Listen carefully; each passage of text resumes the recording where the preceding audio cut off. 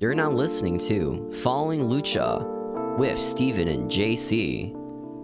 This is a podcast where we talk about Lucha Underground, and then we talk about wrestling from the week of the episode airing, and then we talk about wrestling from this week. I'm Steven. What up? What up, man? Wow. Another week, another episode. It's crazy. Yo, it's the insane. Craziest. Yeah, it's insane, absolutely. Dude. I didn't know you had a narrator voice inside of you, Steven. Oh, dude, that was so good. I've been watching way too many creepy narrating videos at night recently, when I sleep. Timothy Thatcher. That's on just Burger March King 17th, 1987. That's different from what you were doing. Timothy Thatcher went to Walmart, and he wouldn't realize that would be his last day at Walmart ever before he got murdered. I've been listening Timothy to Thatcher murdered at Walmart? Is this a scoop on Following Lucha? Crazy. Oh, but yeah, shit. for the past few nights, I've been listening to all those are they true crime? I don't know what they are. What? It's not true crime, right? People just what dying. I'm not those listening videos to it. of people dying and stuff. This woman was found in some water station dead, and it was a mystery, blah blah blah. Well, are those true crime videos on YouTube? If the video is about whether or not a crime took place, yes. If the video is about just she died naturally, dying? No. Sometimes they just straight up just die. That one girl who got killed by her house exploding from the carbon monoxide in her house or whatever. I don't know what you're talking about. It's crazy. I just wanted to say you had a good narration voice. It sounds like you could host the Slammies or something. It'd be awesome. Yeah. Okay. Whoa, yeah. Baby. I'm excited for the next voice. Trevor's already. Okay, this is gonna be huge. Now that we know what you're capable of. Have you seen that thing with Braun Strowman and Trevor, where Braun Strowman grabbed Ricochet? They're doing a tag team move, right? Where Braun grabs Ricochet and throws him right as opponent one of the Viking Radars. Viking, right? Did you just call them the Viking Radars? Yeah. Okay. I don't know what they're fucking called anymore. But he completely misses, so Ricochet just falls flat on his face, right? That's awesome. And then the quick thinking that Braun does, he runs up immediately. Just fucking sucker punches one of the Viking Raiders. Cool. Goes back to his corner, right? And just falls down on the campus. It's wow. So bad, dude. That's awesome. I love the Viking Raiders. Is that what they're called? I don't know what they're called. Are they the War No, Raiders? they are. You call them the radars, which that's not. That's a very different thing. That's what you have for a sonar. thunderstorm. They're it's like a sonar array for Vikings. It tells you how many are in the area. That's right. It's a terrifying prospect. Yeah. Okay. Scary, Valhalla. Steven, I was just watching the draft earlier because we're recording on Friday. Was she on TV? Is she on TV? Yes. Listen, that's crazy. I need to tell you about her. She doesn't wear shoes. She has her bare feet just wildin' out there. In this economy? In this economy, in Machine's face or whatever her name is. Okay? That's kind of crazy. What the fuck? It's disgusting. That's actually insane. What? Disgusting. So, okay, let's refocus, Steven. We're the lore keepers of Lucha Underground, okay? Every week we get on this silly little podcast. We talk about an episode of Lucha Underground. We talk about what else happened in wrestling when that episode aired, and then we talk about the modern day current events. Okay, we're getting too ahead of ourselves. We're getting too into the current events. Right now, we are on season 2, episode 11 of Lucha Underground. It was called Bird of War. It aired on April 6th. Bird of War of 2016. It's a great title, honestly, for a episode. I think it's it's really cool. I think so, especially for Phoenix. Yeah. Bird. Thinking Phoenix was going to be killing it this episode when I saw the title. I was oh shit, Phoenix, this man's back on top or something. But Steven, the recap for the episode. They want us to remember that Redacted has shown up to the temple, and he is here to clean up the mess that Cortez Castro has created. Okay, or something like that. Because guys, Cortez Castro is an undercover cop. He's trying to get dirt on Dario. He's doing a bad job. Redacted is here, another police officer, gonna put him in his place. Isn't that right, Steven? Yeah, I like how they had music for this stuff. The whole cop segment. It's pretty cool. Yeah, I do. It's all cheesy though. It takes me out of the Lucha Underground That's why lore. It's awesome. It is. It's like Law and Order. Dun dun. Exactly. There's an episode of creepier. There's an episode of Law and Order where Logan Paul got shot. That was the plot. He was a gamer character. He's I'm a gamer. I can tell the difference between the real world and the gaming world. And then was he got, it like, actual murdered. Logan Paul or someone pretending to be Actual Logan Paul? Yeah. He played like a gamer character. And then That's like they exciting. fucking shot the shit out of him. He's like, oh, he's got a gun! Blah, blah, blah, blah, blah. Poor Crazy. Logan. That's so sad. That's so sad. Well, also, Steven, what also is sad and devastating is that Sexy Star is currently in a funk, in a rut, and that's the result of her trauma induced by Marty the Moth Martinez and his sister Mariposa. Okay? It's a very sad state of affairs, but not as sad as the state of affairs for one Pentagon Jr., who was decimated by Matanza last week, the brother of Dario Cueto, the new Lucha Underground champion. And Vampiro also got beat up, which is never good news. Steven, I know you've been preying on the health of Vampiro for the past week. You must have been so excited when you saw he was in the opening segment. Is there like ever a wrestling segment where old people getting beat up is like awesome? Besides like events, I guess. Ooh, that's a good question. I think it's only Old events, right? people? Where he can get beat up and people cheer for that. I don't think anyone else can have that. Man. Sting gets beat up, but people don't like that. People really don't like that, right? No. Goldberg, I think people would be happy if Goldberg at this point got beat up. You know? Yeah? He might. Maybe? I don't know. I don't know. How Yes. does he even get booked in AEW, you know? Just automatically just beat like... Who's champion right now again? MJF, of course. You think he's beating MJF? He's straight up just like squashing him like 2 seconds. No, I That'd be think so in funny. a shoot fight, MJF beats Goldberg any day. Yeah? You think? Yeah. How Did many you shoot see, by fighters the are way? in AEW? Bobby Fish is gone, so I think they're at 0, okay? Oh, But no. listen, MJF, remember a few months ago when it was like part of the storyline with Daniel Bryan that his fiance broke up with him? I Googled to see if like they were still together and that was just part of the story. It seems they're like they're gone, like right? officially broken up for real. Which Yeah, is they always so like sad. mention it to like MJF. Yeah, your girlfriend left you, pussy. Still, right? They're still Every doing it. storyline. Yeah, it's like, are we No. supposed to cheer about that? That his girlfriend left him? I don't understand. I'm like, what? That's so sad. That's so sad. So bad. Well, okay, you know, Steven. relatable, dude. You know, relatable. Your girlfriend Yes. leaving you after you get success in wrestling. You know, I guess so. I guess so. Yeah. Steven. or maybe maybe they just didn't have chemistry. I don't know. Steven, we are in the Yes. home of Drago. Okay? We are in the Lucha Underground bathroom as The Vampiro. Dragon's Lair. That's what it's called. Exactly. It's nesting ground. Uh-huh. We don't hear from Drago in this episode. However, Vampiro is there in the dragon's lair, looking in the mirror, and he has some meds in his hand, Steven. And he's like moving them back and forth. He's looking at them all like indecisive. And you have to imagine, is he about to dump his medication down the drain? Oh His no. antipsychotic meds? What a big waste of money, man. What the fuck? I mean, he probably has insurance, right? Like, yeah, maybe. maybe not through Dario, but at Where our least tax through... dollars are going, dude. Okay, that's where our taxes are going. You think down the drain. Vampiro's on Social Security? Yeah. Oh, shit. My bad. Well, Anyways. Dario Cueto walks into the restroom, into the potty, and he walks up next to Vampiro and he says, "Oh, Ian Hodgkinson. Oh, I'm sorry, you don't go by that anymore, do you?" What a Just dick being move, aggressive. dude. I know. He dead named Vampiro. That is fucked up. And Dario says he bets there's a part of Vampiro that wants to bash in his head and then kill his brother and make him feel bad for what he did to Pentagon last week. And then Vampiro's like, not just part of me, brother. All of me wants to do that. Hell yeah. Hell Awesome. yeah. This is awesome. Murder. Definitely. And then I love murder. Vampiro turns around and looks at Dario, and this is when I realized that Vamp is kind of a giant. Okay, he is like 2 feet taller Yeah? than Dario. He's It's kind of an wild. actual wrestler. That's crazy, you know? I know, but look at the fucking print, the Trevors of the world and the Masquerita Sagradas. Okay. I think it was like a Kevin Nash quote once that said like people online really like the smaller guys who are not as in shape as them as other wrestlers because it's more like relatable for the internet people to get along with them.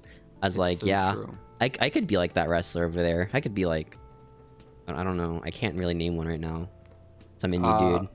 Some indie Bill dude. Gates. Joey Janela. You could be the next Joey Janela, Steven. You know, the thing is, I think we talked about this on the podcast before, but at WrestleMania, If you bring this fucking 38, story up again, right? Jesus We walked Christ, past it's him, not we a didn't big notice. story. No It was one gives a awesome. shit.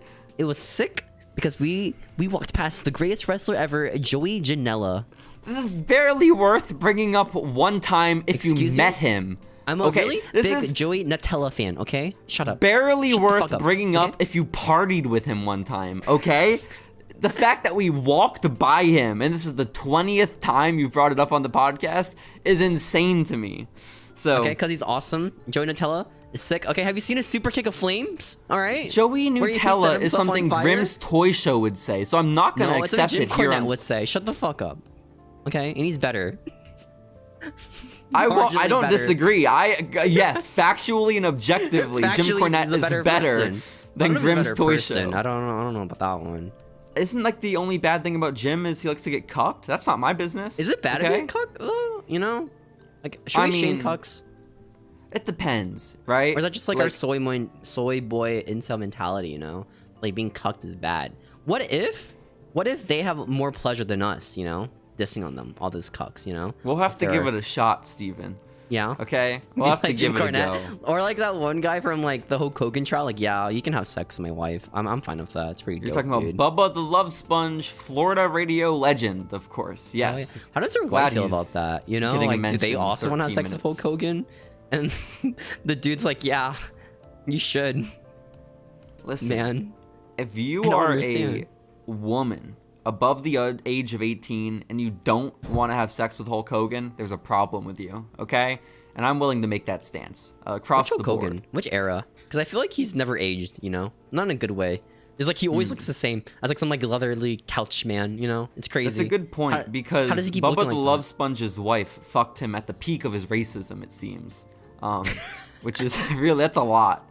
Okay, it's a lot of baggage to be carrying. A lot, brother. Yeah, brother. Does he still like apologize to every like black wrestler on the roster? Is that still a thing? I don't like a know. One-time thing? I don't know, Steven. We need to fucking talk about Lucha Underground. Vampiro is in the potty.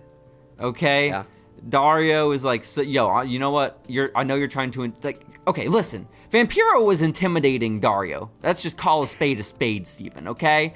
And so Dario gets scared. And Dario's like, Vampiro, I want you to know that you are one of the most valued members of my roster. And you are like more like the voice of Lucha Underground. And so because of that... No, like, honestly. Yeah. I relate more to Vamp than I do to Matt Stryker, okay? Absolutely. Yeah. I mean, I do too, to be fair, though. And so he's like, Vampiro, I need you for my main event tonight. Please do not make the same mistake that Pentagon did. And then Vampiro is quiet. He turns back to the mirror after Dario leaves the potty. Dario never went to the restroom, by the way. Though that would be awesome if he just went into a stall after this. It's like me meeting Marcel. No, who the fuck is that again? Yeah, when you met Marcel Bartel in a bathroom in Germany. Again? I love that story. Who did I meet again? I was going to the bathroom. I know. I've heard. Aiden English. Xavier Woods. That guy was awesome. Aiden English. God. I love his bathroom manners. Those are sick times. That's so cool. Okay, so Vampiro, as Dario goes into the stall to take a big-ass dump, Vampiro decides to take his medication, Steven. Woohoo, he's mentally stable. Isn't that exciting? Yeah. Tell me yes. Thank you. Yeah. It was a little concerning, though, because, like, when Vampiro goes to take his medication, he doesn't, like, pour one pill into his hand. He, like, tips back the bottle. I'm like, oh, shit. Like... Every media, right, when they take pills, it's always like 20 pills at a time. Like, how are they not overdosing, you know? I think like, they always like, have to like dramatize it for TV, where it's like, oh shit, you know, like pills. It's crazy, dude. The bottle, yeah, that's cool. Like, why, dude? You just take one and you swallow. No. That's all you do. I don't listen. Get it. I think they're just trying to do it in a movie way, but in canon, he's like stopping all the pills with his tongue and only letting one of them in his mouth. You know, he's like practicing, right? I see. No, practicing for what? Oh, sure, the tongue man. Olympics. Sure, I'm sure at the age of 50, Vamp is really concerned about his tongue abilities. Health. Yeah, that's absolutely right. What if he's into like tongue weightlifting, man? You know? Don't know. I just am happy that Vampiro didn't overdose and that he's also not gonna go through withdrawal. Okay, that's all I'm happy about. I hope you can share that happiness with me. Thank goodness. Thank goodness. Now we leave the restroom, Steven. Is that okay with you? No. Fuck. I love the restroom. Best segment. I think they have like 3 sets that they film in. And one's just the restroom. One's the restroom. Why? One's the temple. And then the other is apparently the police headquarters, because that's where we're at now. Okay, we're outside of the temple. And the police chief, who I forgot the name of, she is, I guess, Hernandez, yelling maybe? at Cortez Castro. I don't remember either. Vasquez, maybe? She's yelling it might be Vasquez. Yeah. At Officer Reyes. Vasquez or Velasquez, one of them. Ooh, I think you might be right. Velasquez? Maybe. The police chief is upset with Cortez Castro because I guess he sucked. And now Redacted is there. And Dario Cueto's back in the temple. And so the police chief is like, yo, what the fuck, Cortez Castro? You didn't do shit. Thanks, Redacted, for getting Dario back. And then Officer Reyes is like, he didn't do anything, miss. And Redacted's like, all in a day's work. So he's taking credit for Dario returning to the temple. Which, again, is completely unexplained why Mexico is no longer pursuing him. But, okay. Very cool. He just really likes wrestling. Yeah. No, I guess so. Yeah, no, it makes sense. That absolutely makes sense. Redacted at one point during the segment claims that Cortez Castro is afraid of Matanza Cueto, which is probably valid, you know? But he's trying to emasculate him, which is not nice. You can't do that to one of the members of the crew. Toxic That's unacceptable. Masculinity. You can't do this, okay? It is. We should grow as a Redacted society. The police chief is like, guys, I don't care about all of this, okay? Just the important thing is that Dario Cueto's back in the temple. This is an opportunity for the two of you guys to get dirt on him. And if that means that you two have to team up together as a tag team, do that. I don't care. And then Redacted is like, well, actually, funny you say that, Mrs. Because I actually spoke to Dario, and I think he likes me. And I got us a trios championship match where I'm going to be teaming up with the crew. So, yeah. Or I guess not a trios champion match. I lied. It's a spot in the trios tournament, Steven. I apologize for that. Is this a tournament? I don't know what the card is. Yeah, I don't think we know the full bracket. All we know is that Dario last week opened up Lucha Underground and was like, we are going to have a tournament for the trios titles. And also my brother's fighting tonight. And so, wow, that's what cool. a draw. Yeah, I guess so. So we have that to look forward to, Steven. The crew and Redacted teaming up in a trio.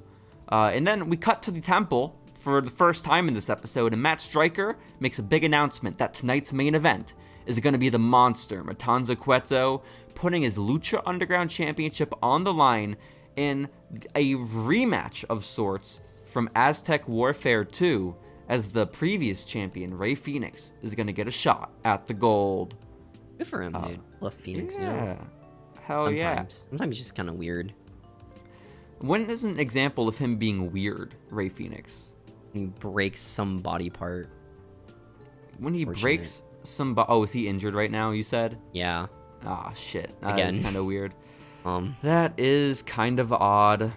But either way, he has to hopefully nurse those injuries in time for tonight, Steven. He's going to be fighting Matanza. But before that, we got some matches to get to.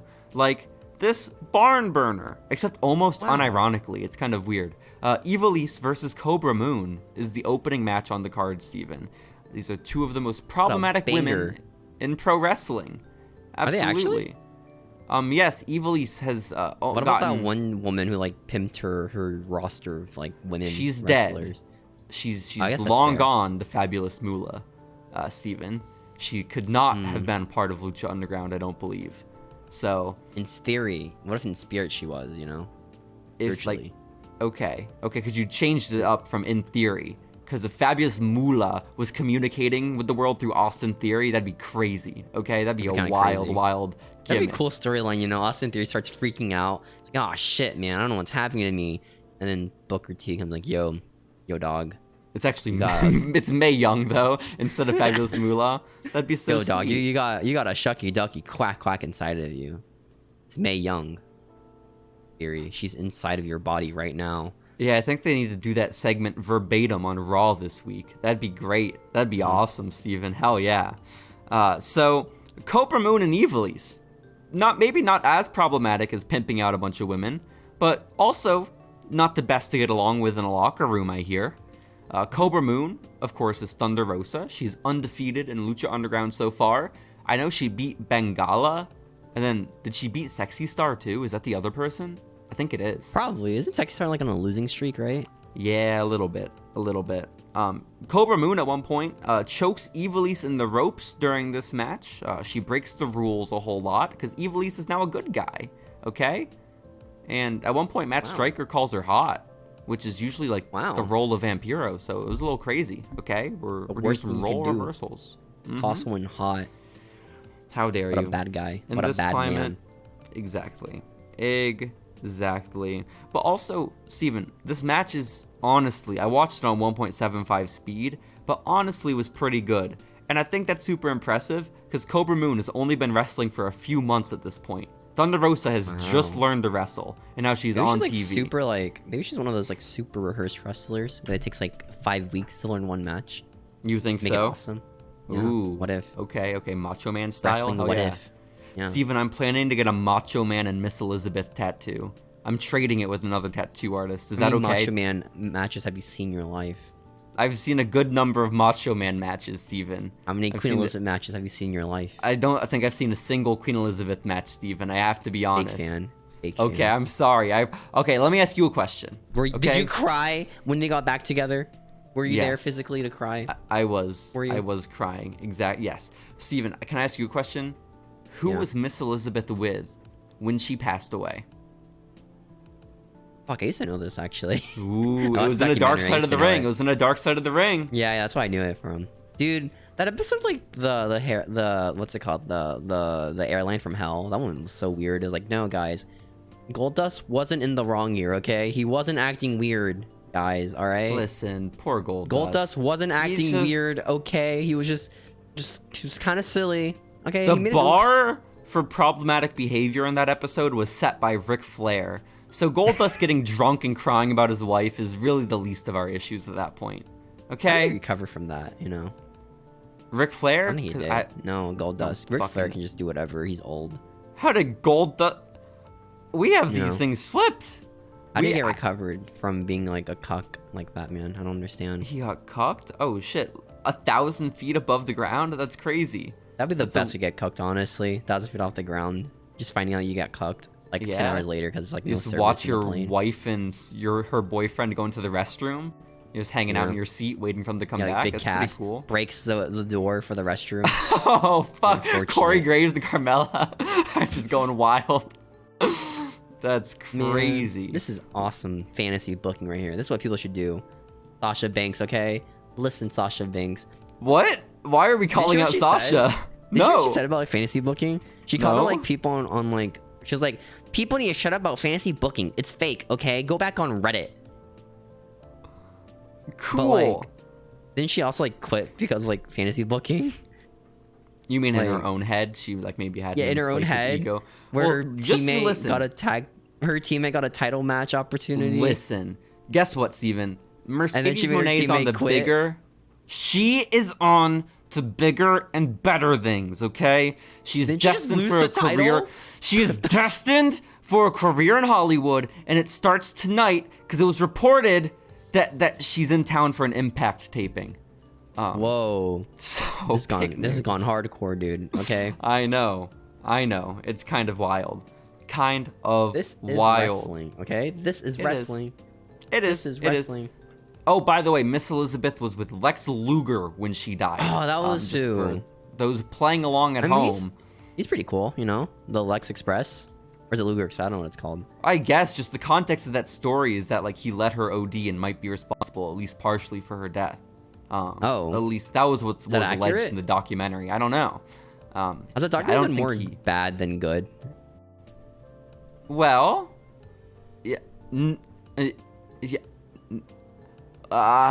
It exposed some people, you know, which is good. Like who?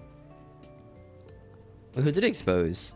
I don't know, actually. The dead Road Warrior, because they called Too Cold Scorpio a slur, and Too Cold Scorpio planned on murdering him in North Korea, which is crazy. I remember that one. That was sick. Yeah.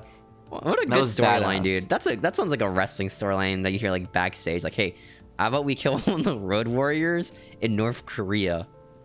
That'd be sick, right? Fuck. Good storyline. No one would believe it was Too Cold Scorpio that committed the murder. No one would believe that Vince McMahon is dead angle, but it's better because it's in North Korea. Absolutely. And it's too bad. And he's actually dead. Cool. This is awesome. This is wrestling right here. So, Steven. Yeah. Ivelisse versus Cobra Moon. They're going the distance, having a good match, and Ivelisse eventually wins with a Canadian Destroyer. Shouts out. That's my favorite move. Yeah, I thought it was. Next up, though, we have a vignette about a man we haven't seen in a while. I think the last time we saw him was episode 1 of season 2, when he lost to King Cuerno. That is Killshot, Steven. And we get a bit of Killshot lore in this vignette. Do you want to hear about it? Yes. Okay. So Killshot he's all moody. He's sitting like in a junkyard or something, and he's talking about his background. He says, "When I was 18, I went overseas, and I became a sniper with 37 confirmed kills. All of them were evil. At least that's what they told me. I was put in an elite squad, but my squad got captured, because even the best can get captured. And then we were held as prisoners of war for months." What are you confused about? What are you confused about? I was the best, and then I got captured. Yeah, he was like the best sniper ever at age 18. Good for him, man. So absolutely. Sounds like every Redditor. Sounds like every YouTube comment actually on like YouTube Shorts. Like you know those YouTube Shorts of like alpha male videos where it's like some guy's like, "Yeah, this is how men should be like," and that kid's like probably like 13 or something. Hell yeah, they got some points though. They got some points, and so he was held a prisoner of war over in the Middle East, Steven. And then Killshot. Dude, this video package was crazy though, dude. Like it was. All this, and they had footage of his escape in the Middle East. Right? It was crazy. Yeah. Who was he beating up? How they Middle Eastern people? Who was he fighting? I guess so. Was it just random Middle Eastern people or like terrorists? I don't know. Probably the people that were holding him prisoners, Steven. That would be my guess. Guys? You know, what if they're fighting for their country? But like the thing is, he has a gun, right? Everybody who he was fighting, right, did not have a gun. They all just ran towards him like, "All right, I'm gonna get you. I'm gonna punch you in the face. Let me run up towards you," and they all got shot because they're all fucking stupid. They don't have guns. They're running up against a gunman. They do show Killshot escaping the prisoner of war camp. How did he get that? Was that the only gun at the camp? All by himself. Still the only gun there? I would imagine. I don't know, Steven. I don't know. Maybe someone else stole their guns. Right there, dude. Okay, it was like some John Wick's 5 stuff, man. Hell yeah, and that's crazy. What Killshot is. Okay, he's the John Wick of Lucha Underground, and he's like, I'm happy I made it out, but the only thing is, I don't know if my squad brothers ever made it out alive. According to the government, though, they never existed. Neither do I. Goodness, what could that mean? Imagine being refused to be acknowledged by your government, Steven. This would suck. That's crazy. I know. And so... This is storytelling. Exactly. Okay. He wraps up his vignette and he says his reason for fighting in Lucha Underground is because he wants to forget. He has no identity anymore. He only has a killer instinct and the hope that his squad, his friends are okay. Wait, so you're fighting for 2 things then? I don't understand. Oh, shoot. I guess so, yeah. But also, like... What a silly guy. Why is he fighting to forget his brothers? Like, what? Like, he should want to remember them. I walk alone inside this world. I walk alone. That's Killshot's gimmick. Hell yeah. We were talking about doing a WWE 2K23 GM mode, Steven. Batista's my first round pick. You're getting Leviathan? You're not getting Batista, you're getting Leviathan. Oh, fuck. I don't think Batista's in the game. No way Batista's not in 2K23. I think it's just Leviathan. He might be. I don't know. No, you're a liar. You're a damn liar. Are we doing an GM mode or we do like a shitty GM mode? I want to do like a shitty one. I get like Mansoor and like oh my god. I am booking purely for my own I'm fantasy. getting Noam Dar, okay? That guy's a 69 rating. All right. Oh, fuck. I'm getting Johnny Gargano and I'm booking him to lose every week, okay? You play as his opponent every week. Hell yeah. Aw, poor Gargini. So, Steven. Yes. Next up, we have a backstage segment in the locker room, and it's Famous B who's here, and he is approaching none other than Masquerita Sagrada. We talked about it a couple weeks ago. I always forget that guy's name. Not gonna lie. How dare you? How dare you? Masquerita Sagrada is a legend. Okay, how many Masquerita Sagrada matches have you watched? 5. Probably a decent number. Yeah, he's wrestled. Like I think 5 now, right? I don't remember. Yeah. No, wait, actually, was he like fucking El Torito? Wasn't he? Ooh, wait. I think we know this. I think maybe. Right? Did we find that out like on the podcast? Actually, I think we did something to that effect. Yeah. It's so blurry. We've been doing this for like a year now. Best match, you know. I seen the VLC. You know, the match was awesome. Hell yeah, that was pretty. Unironically, cool. Banger of a fucking match. That was pretty cool. So Famous B is like, yo, this is my guy. He spotted him during Aztec Warfare, and now he's shooting his shot, Steven. Scouting. And yeah, he sees Masquerita working out, you know, getting his pump on. And Famous B is like, yo, here's my business card. I think you can be a huge star. So call me. Hit me up, and I'll make you famous. If you call 423, get fame. And that's basically it. Wow. I think Masquerita's also a mute. It's like Bo Dallas, but infomercial Bo Dallas. It's awesome. This is I love Bo Dallas, but this is much better than Bo Dallas, Steven. Man, I have to be honest. I wish Bo Dallas was still a thing. You know, he is. He's like Uncle Howdy. 500. He'd have a 500-0 win streak right now. I've been sick. That would be kind of sick. But has Uncle Howdy lost a match yet? Dude, imagine if like Bo Dallas was doing the 24/7 title thing, and he was a 24/7 champ for like 5 years because he would never lose. That'd be crazy cool, you know? I feel like kind of sick. That would be the best thing ever. Okay, hire me, WWE. I'll write this for you. Okay, Bo Dallas wins a 24/7 title, goes on a 500-year win streak with the title. Okay, never loses it once. Yes, 500 years of Bo Dallas. The Bo Million. Okay. Okay. The Bo Million. That makes. I remember when I was in middle school. I remember talking to myself about this. Okay, the first wrestling toy I'll buy will be the Bo Dallas Elite. I remember I said that. Did you get it? No. Loser. I got it. But I probably could. I got it. Honestly. This is Believe on his t-shirt. He looks badass. That's what I wanted. I want that shirt unironically. The Believe one. My Believe shirt is all cracked. Like the print got really shitty over the years. That's what I'm scared of. Cause like I'm scared of now it's vintage. Printed t-shirts. Now I have a vintage Believe shirt, Steven. Okay, it's worth so much money. Are they actually worth a lot? No way. This one's like 15 bucks. Oh, this one's fan made. Oh. Authentic one is 15. Bullshit.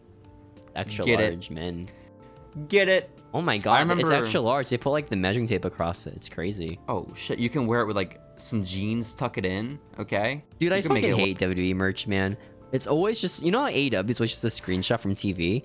In WWE, it's always Impact font word. It's bad. WWE. It's always, or like a person's name and then numbers underneath it. They all suck so bad. Indie wrestling is the only place you can get good t-shirts, and it's really because they commission their shirts, right? Don't they? I mean, yeah. But you also got some shit shirts on the indies too. Like, don't get me wrong. And you get like all those indie guys, like 20 million shirts no one buys. Hell yeah. I still wear my Ricky Starks extra talented shirt that I got in like 2017. It's like one of my favorite t-shirts. I wear it every day. The print is beautiful. Okay? It's great. Shouts out to Ricky. I would never buy an AEW Ricky shirt. They all look terrible. You know? Oh, really? Why? What are they? They just don't look good. I don't know. The only AEW shirt I've even considered getting is the Hook shirt.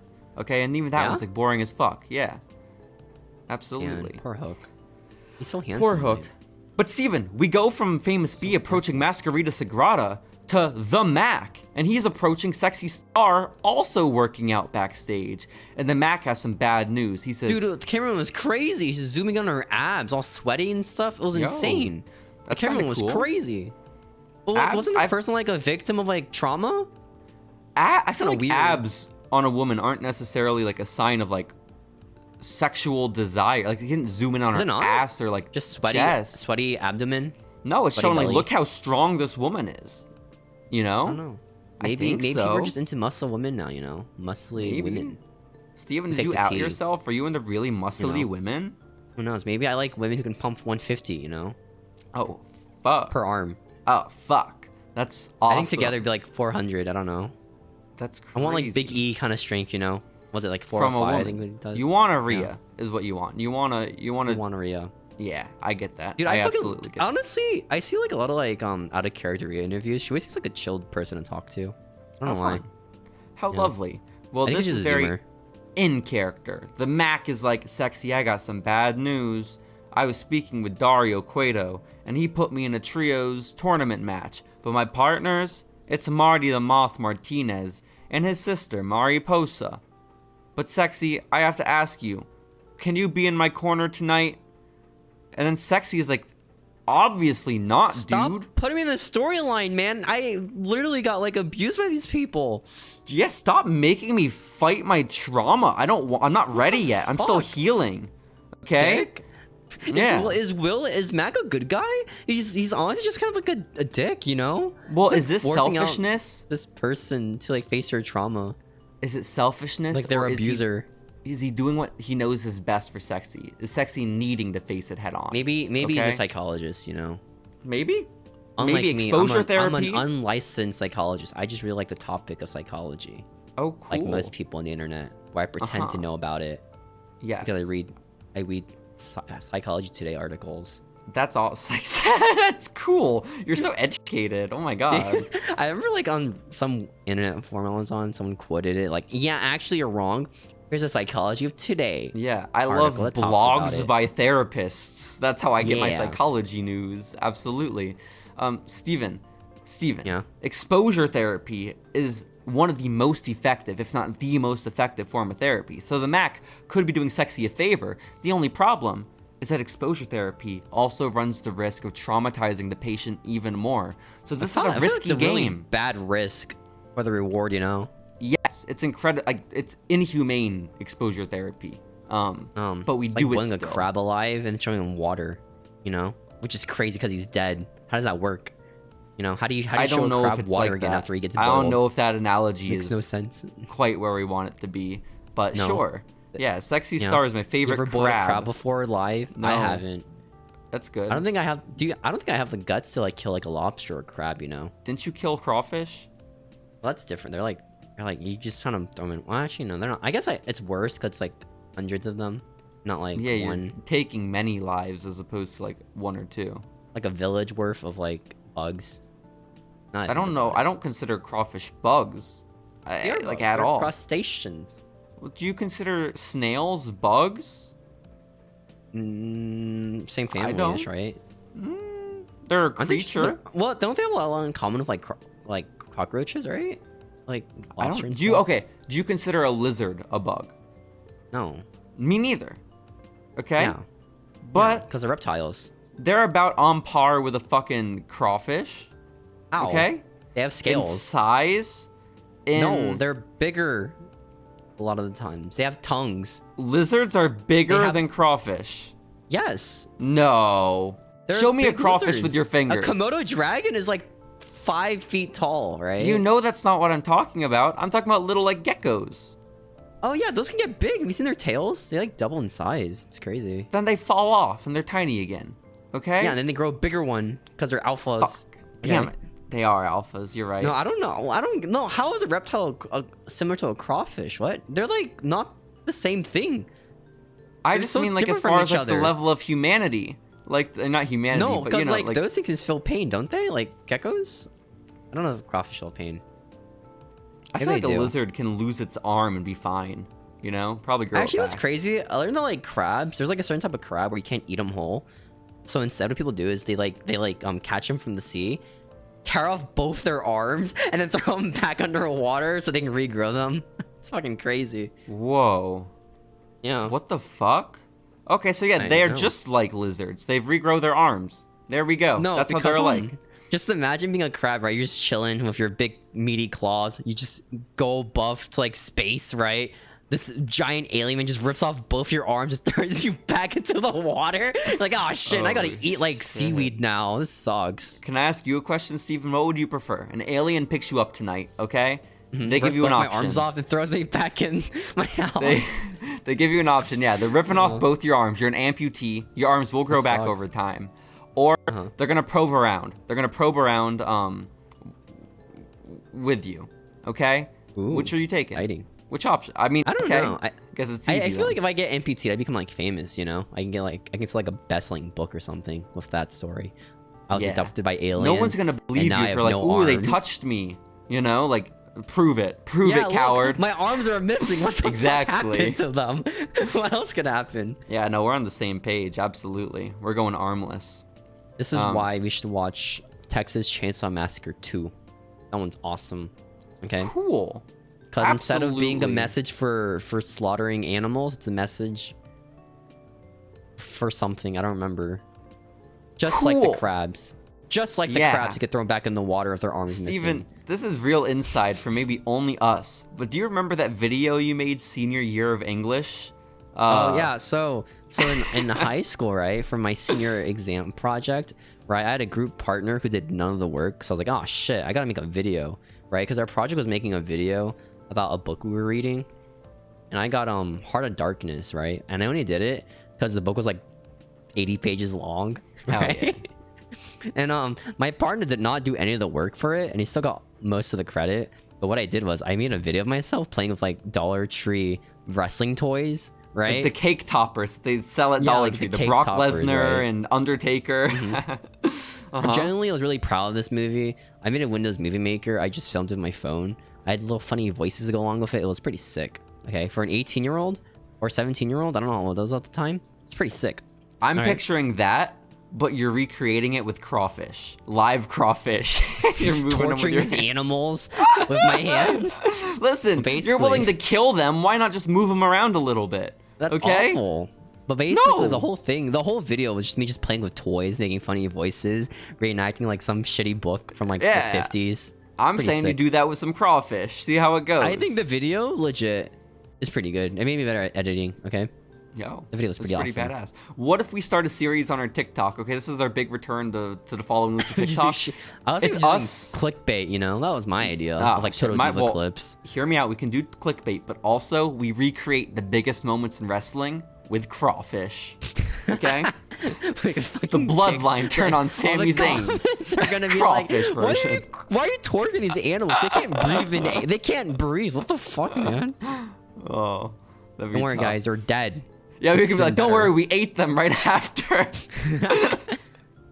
That's so fucked. Okay, so next up, Steven, we cut to the top of the Lucha Underground temple, and there's some mysterious figure. And Batman was there. It was crazy. No, we're not there yet. You're ahead of yourself. With just some unknown figures on top of the temple, and then it was Batman. It was crazy. Batman's not there yet.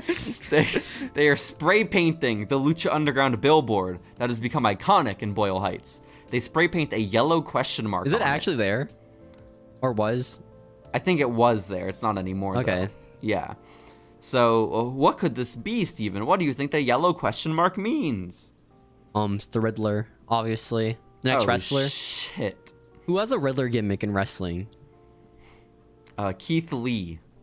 There you go. It's Keith Lee is coming. Cool. Keith Lee's Lucha Underground. Whoa, that's big. That is very big. Next up, Steven, we have our first match of the aforementioned Trios Championship tournament. Even though it's not for the championships, it's to determine the number one contenders for the Trios titles that is currently held by Cuck Angle. They won them back from the Dog. So is it a tournament or like how does it work? I don't understand. I imagine it's a tournament, but again, we don't have a bracket, so it's hard to say how it's going to work. But the first match is The Crew and Redacted, and they're fighting the team that we just heard of Marty the Moth, Mariposa, and The Mac. The Mac. Absolutely. Matt Stryker says the Crew have been winning over the fans ever since they turned on Chavo Guerrero. Which did they? I don't think so, but Matt said it, so you know. When did that happen? What was that like? Was that like an off-screen thing? It's like a lost episode of Lucha. Well, no, we watched them turn on Chavo because remember they walked out on him during his match with Tejano. Does that count? Doesn't it happen all the time in wrestling where they just walk on their partner? Well, that's generally considered turning on someone. I thought turning was when you beat them up. No, just turning is an attitude, man. Like what? Oh. You can turn heel without beating someone up. No, I thought turning on your partner was you just beat them up and then leaving. I thought like leaving just meant like, oh, I'm disappointed in you, man. Beating them up definitely drives the point home further. You know, it really like nails that one in or hammers it in. Yeah. Like AEW, you know, where every return is Guy's theme song. No one in the crowd knows who the theme song is. God! Guy's name pops up, and then everyone's like, oh, that guy. Oh, that makes sense. And we all pretend that we were a big fan of them for like a week or two until we get bored, and then we're like, okay, back to normal. And it's always a run-in. It tends to Why be is a it run-in. running? Because it's that. Yeah. So next up, Steven. Oh. Dario Cueto loves dysfunction.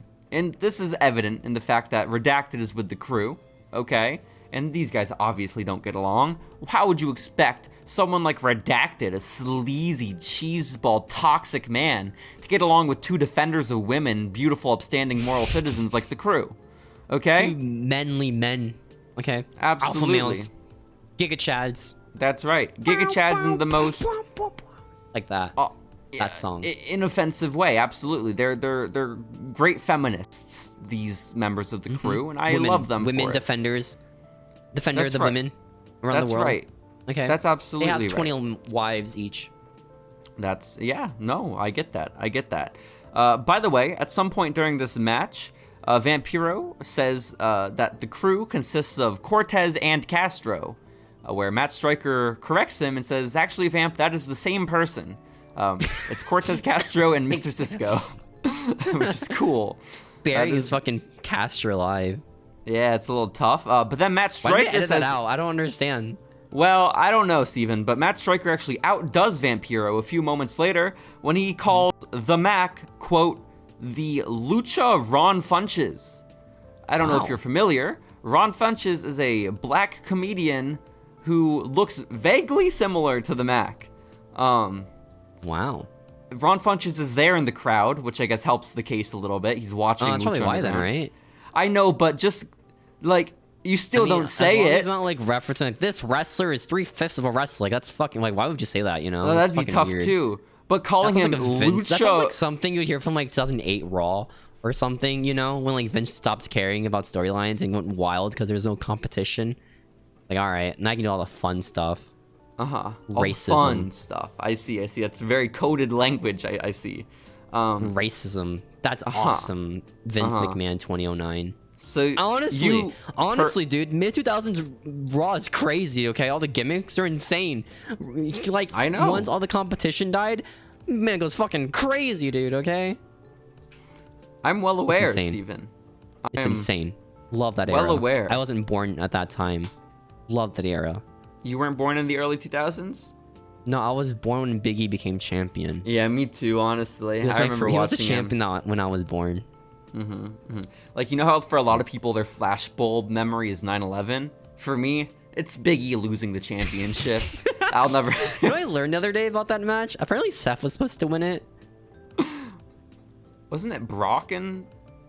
Yeah, it was Brock because he got added in like last second. Oh my god, we were in Atlanta when that happened. Yeah. Remember? Legit, Seth got cucked for like no reason. That's so fucked up.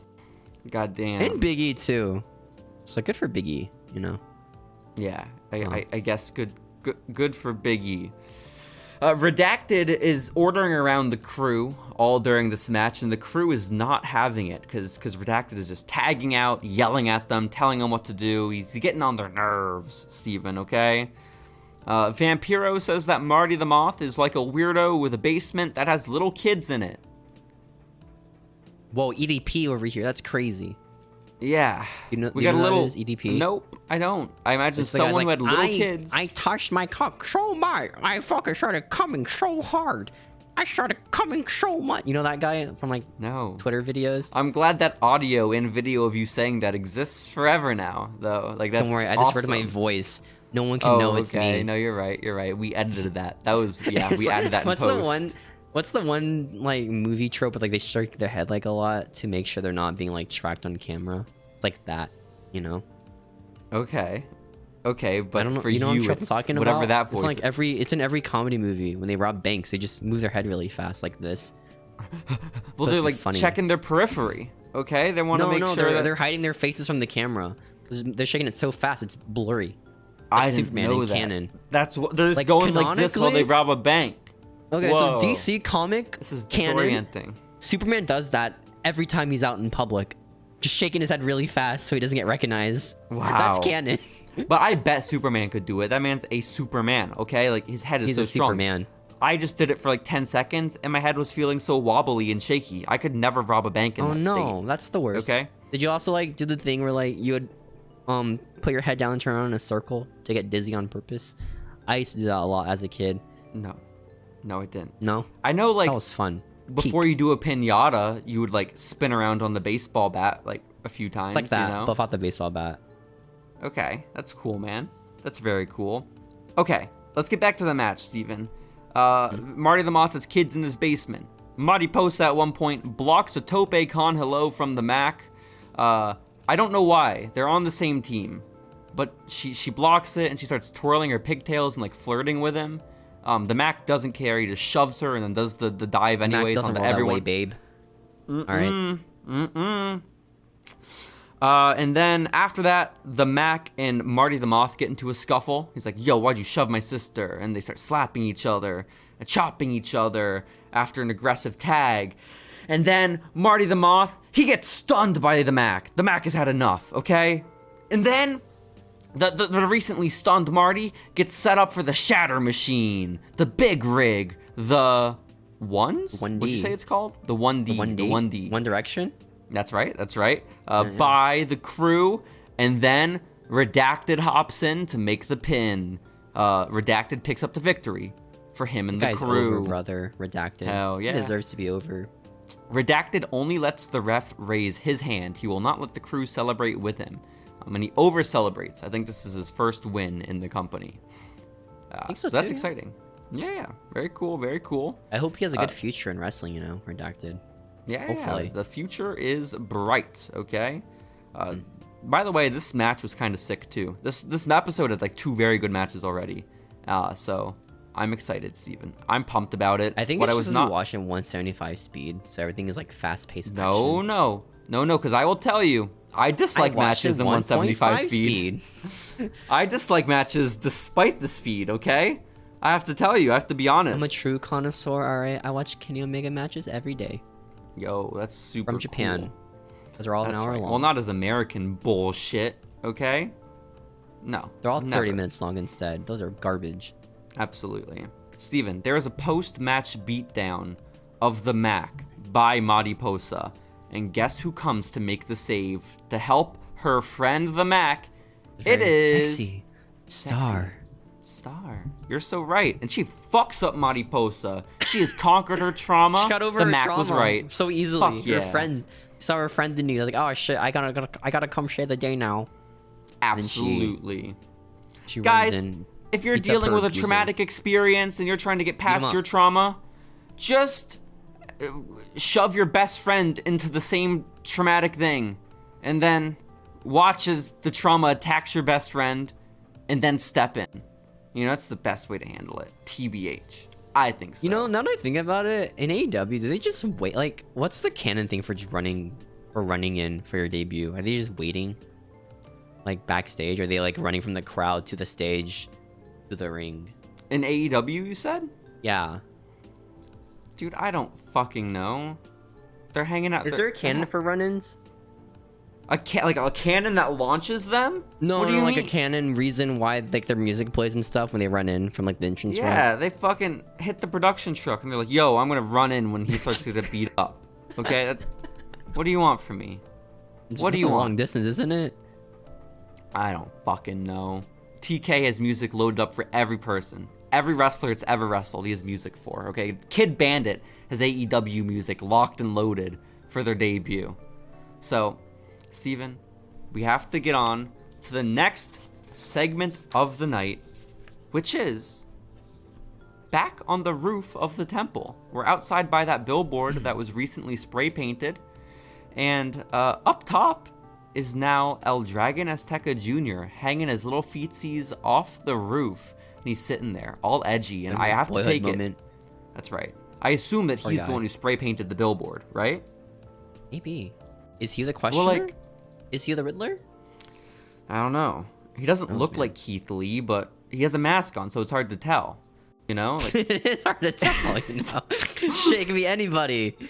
It is. It could be Vader, Who knows, man? Who knows? In a different mask. This is right around the time when Vader did post his dick on Twitter, which is super cool. Man, poor Vader. Why do we never make that into a TikTok? Why do we never talk about Vader posting his dick on TikTok, okay? I don't know. That was a massive, massive because, like, moment. if we did, I'd, like, censor it. Fuck. I don't want to see his dick again. His shriveled up little cock. I don't want to see his cock in my peripheral again, you know? Well, that's where we part ways, Steven. Okay? That is where we part ways. It's my screensaver. This is my moment here, okay, buddy? Hell yeah. Batman shows up finally, Steven. It is Rey Mysterio as Batman. And Rey Mysterio says that like straight up just Batman like ears and stuff. It's crazy. Yes, like, very much so. He had a cape too, right? He was legit just Batman for like no reason. Well, because he's on a roof. It's cool, man. Was that they why? told Rey, like, yo, we're filming. Like... I bet what happened is they were like, yo, Rey, we're going to film on a roof. And he was like, oh, shit. And he went back home and got his Batman outfit. Oh, shit, I'm going to go back to San Diego for a second, man. I got to get my Batman costume. Definitely. So he talks to El Dragon Azteca. And he's like, one day, El Dragon Azteca, you're going to kill Matanza. Everyone's going to kill Matanza, okay? Everyone's going to work together to kill this man one day. Their goal. But he's like, you got a long way to go because you saw how it ended up in Aztec warfare when you lost to Matanza. He did get fucked up bad in that match. Yeah, he kind of fucked, dude. Yeah. But so did Rey. Okay, so did Rey Mysterio. So both men are guilty.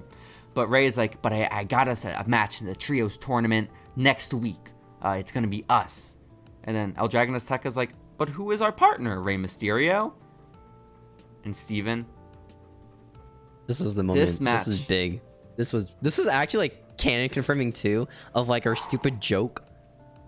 This will live in infamy as the word me rings out across the television screen. I recognize that voice anywhere. That is our boy. That is Trevor. The Prince. The Prince. Okay. Prince Trevor is Prince T. here. PT. Okay. And he is talking. Prince Puma has uttered his first ever words on Lucha Underground, Steven. His character this is big. Dude. More than Hook. He has conquered his muteness. He's cured knows how to speak. It's always been inside of him. Okay. He was just anxious before. Absolutely. And Trevor says that he is the partner for Rey Mysterio and El Dragon Azteca Jr. And that trio sounds fucking awesome, okay? And Rey was like, I saw him beating up the homeless, and that's when I knew. Yeah, Rey Mysterio is like, El Dragon Azteca, I discovered Prince Puma fighting on the streets when he was young, just like El Dragon Azteca discovered you. Which is more canon confirming, because now we know El Dragon Azteca Jr. is not the biological son of El Dragon Azteca. Oh, man. He just took the name for no reason. What a dick. I guess so. So, yeah, I guess Rey Mysterio, not Conan, was the one to discover Puma. So shouts out about that, I guess. But this is big, Steven, because Prince Puma's not done talking yet, because El Dragon Azteca says, next week we fight together. To which Trevor responds, this okay, I'm never gonna forget this. I got chills. Trevor said, I got chills, bruh. If we ever get a soundboard for this podcast, this is going on it, okay? Prince Puma says, damn right we do. If it was AEW, he would have said, damn right, bitch. That's the AEW line right there. Hell Middle fingers and like tongue sticking out at the end too. Hell yeah, rubbing his dick. That's awesome, Steven. That's crazy. Yeah. Classic I Trevor. Love dick rubbing. TBH. Me too. I mean, honestly, kind of classic Trevor. The more that I think about it. No, you can't say these things. Might be. We don't even know if it's him or not in those. Yeah. videos. Oh, we don't. Don't look it up. Don't look it up, people listening. Don't look up Ricochet on the sites Yandex.ru. Why are you plugging that? What the fuck? It's just Yahoo. It's just Russian Yahoo. That's all it is. Ooh, that's cool, man. Next up, we have our main event of the evening, and I truly don't know how you top Prince Puma speaking his first words, but we're gonna give it a shot with the championship match, LU title on the line, Matanza versus the former champion, Rey Fenix. The Phoenix man. He's on all red gear. He looks awesome. Hell yeah. Okay, Hell yeah. And then he gets jobbed in like 20 seconds, but we don't talk about that. No, he lost bad, Steven. He lost real bad. What a fall from grace, man. Like, well, honestly, speaking of a fall from grace, Vampiro says that Matanza in this match is going to have to cuck his wings. Don't let him fly and kill him. but I've rewound it on 1x speed to make sure I heard right. Vampiro did not say cut his wings. Vampiro said cuck his wings, which is cuck him. Cuck his wings. Then that's cool. exactly what Matanza did. Every storyline should be that. He cucked those wings cucked. so hard. He's been cucked. I was watching the Masse return Twitch stream, and they have like a bunch of lingo from like wrestling terms that they think is cooler than smart terms like buried and stuff, or like mark, right? Like all those lame wrestling terms people use now, right? And their definition for buried was cucked. So a buried alive match would be a cucked alive match. Hell yeah. Or getting like cool. Buried to be like, you got Allen. Getting like, cucked when you're Barry dead Allen. Another one was Barry Allen. Oh, because AJ got buried by Undertaker. Oh, no, that's kind of tough. I get that. But no, like, a buried alive being cucked alive. If you're cucked when you're dead, that's just like your widow who lost a marrying someone else, right? Like, who lost to a cucked alive match? Can you name one? Ooh, a cucked alive match? And like Undertaker beat Mick Foley, I imagine, or like Mankind. That probably fucking happened. Yeah, sure. I don't know. Mick Foley got like a model wife, so I get it. I absolutely get it. Steven, this match ends very quickly, as you mentioned. Matanza is still our Lucha Underground champion, but Matanza is not one to let up after he wins a match. No, he is a man of violence, okay? And he keeps beating up Rey Fenix. Even after the bell rings, even after he retained his gold and he is doing it bad. But then, at the top of the stairs in the temple, appears Katrina, and she yells out, "Stop!" And then she says that into a microphone, right? But then you hear off mic Dario Cueto at ringside yelling, "Don't stop, don't stop, don't stop," which I thought was wild. It was crazy. It's pretty good storytelling, dude. You know? And Matanza did not stop, believe it or not. Not until, at least, Mil Muertes showed up, making the save and scaring off Matanza. And I don't know if it was intentional or not, but also saving Rey Fenix from a beatdown. Steven, what does this mean for Mil Muertes and for Rey Fenix? It's going face, brother. Oh, shit. Or maybe not. Maybe he's doing a Stone Cold tweener thing. Was Stone Cold a tweener or was just the face? I don't understand that. I wasn't born in that era. He did bad things, but people liked him, so... Like New Day? What did New Day do that was bad? Cheat. Oh. Well, I guess Stone Cold did more than that. Bad. Stone Cold would, like, beat up his boss, which is not okay. Like, he's like, Pentagon is Stone Cold, okay? That's the best analogy I can give you. Pentagon is Stone Cold Steve Austin. Hell yeah. Let's go. So he's the next Stone Cold. Not Pentagon Jr. Yes, he is. And Steven, that was Season 2, Episode 11 of Lucha Underground, Bird of War. How did you feel about it as a whole? Wow. Banger episode. Banger, dude. Okay. Honestly, I've never seen wrestling this good since AEW Dynamite. April that's a 24. Good point. That's a good point. I just wish, because as good of a title as Bird of War is, I wish it were instead something to the effect of, like, The Prince Speaks, or, like, Trevor Talks, or, you know, Puma. First words. Puma's first words. Oh, Puma's roar is very good. Ooh, I like that. Even though it's just him saying, "Damn right." That's awesome. Damn right. That's so cool. So, bald. Steven, that's a good question. And I hope they answer that question one day. But let's first talk about what happened during the week of that episode of Lucha Underground. Are you ready? No. Oh. Or am I?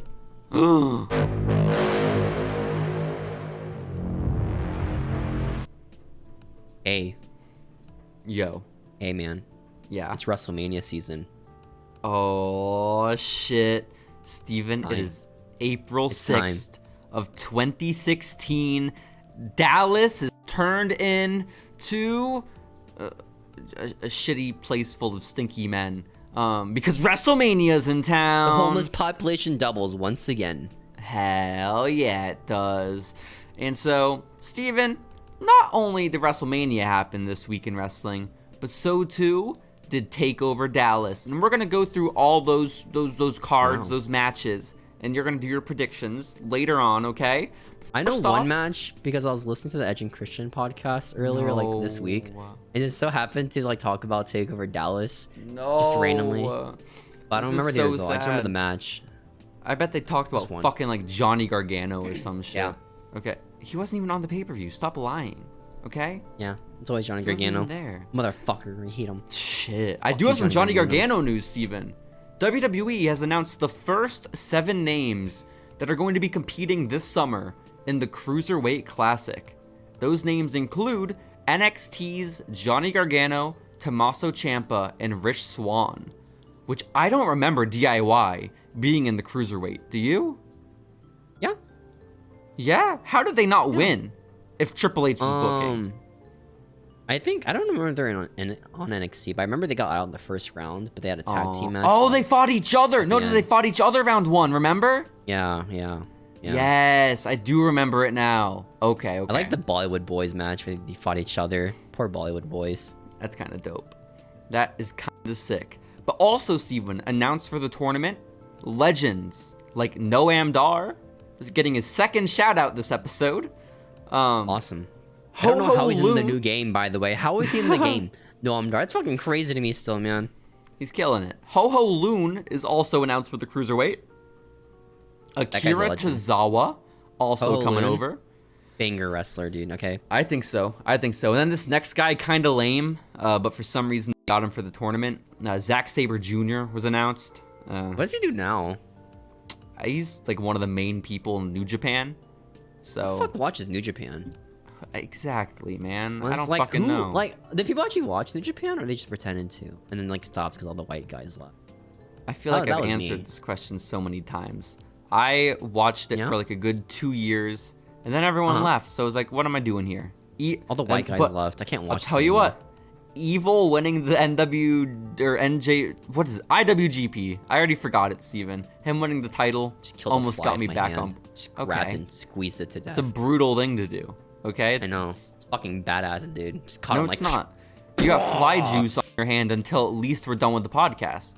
And my guess is you're gonna forget to clean your hands after the podcast. If I lick it right now, huh? Do it, coward. Okay, do it. I'll give you an extra point on your Takeover Dallas card if you lick it right now.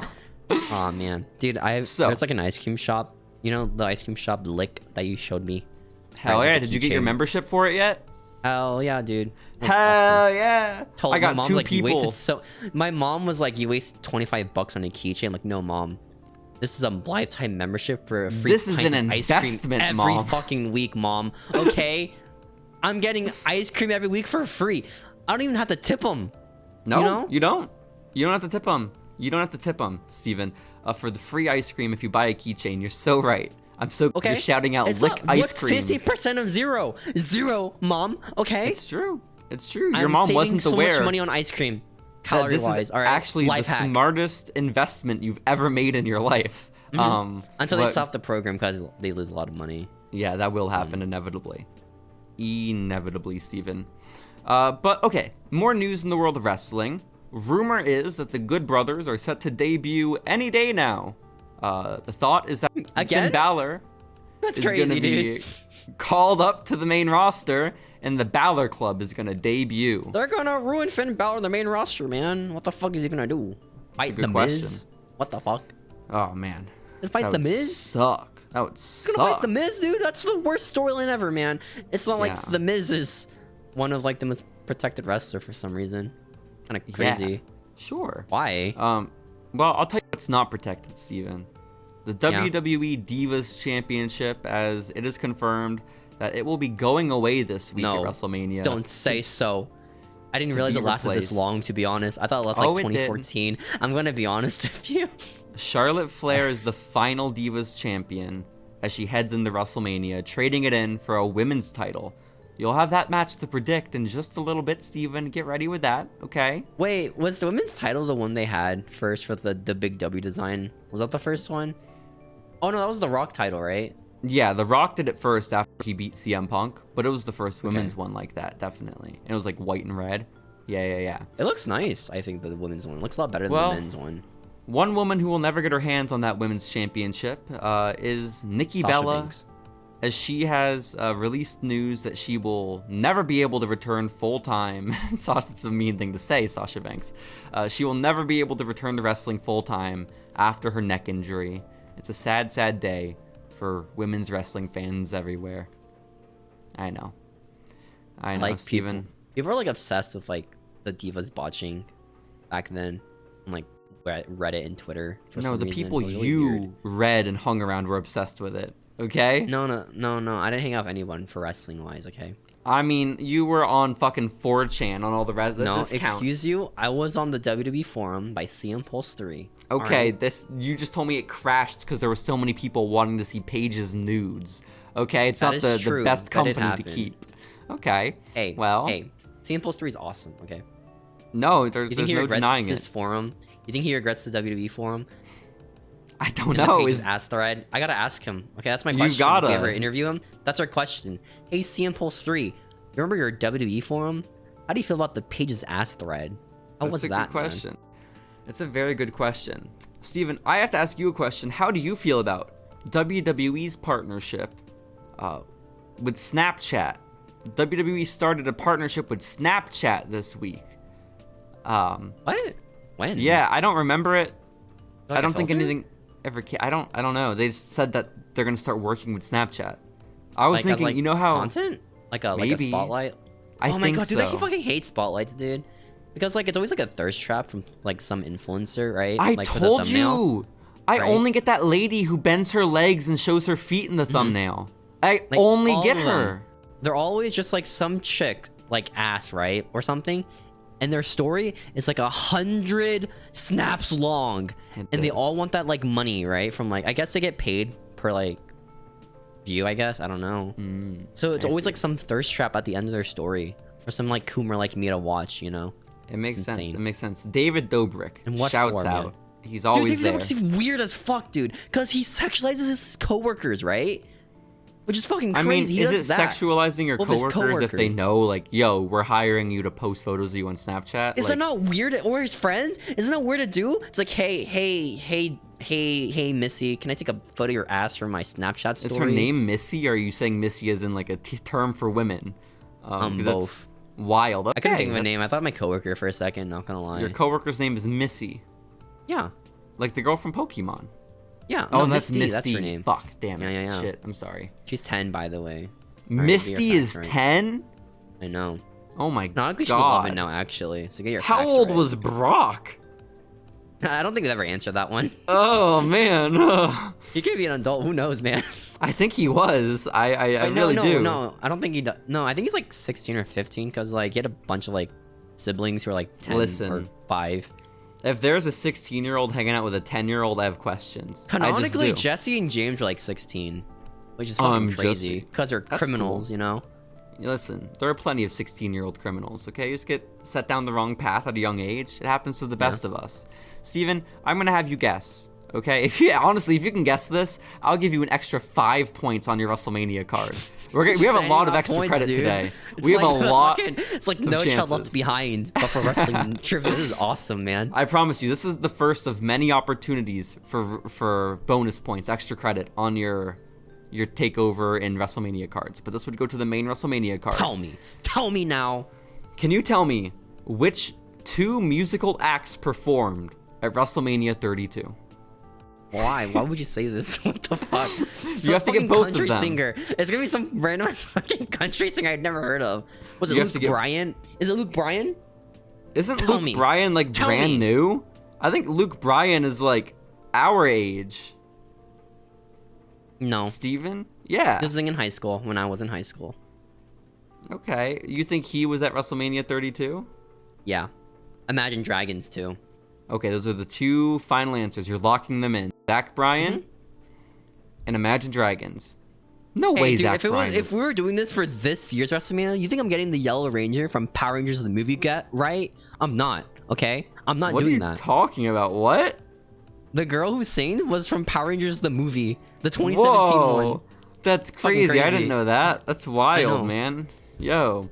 No, it was Flo Rida and Fifth Harmony. Damn it. Yeah.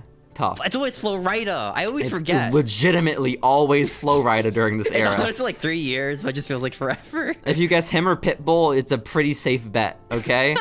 Very just safe like the bet. Snoop Dogg for like music guests? Just on everything?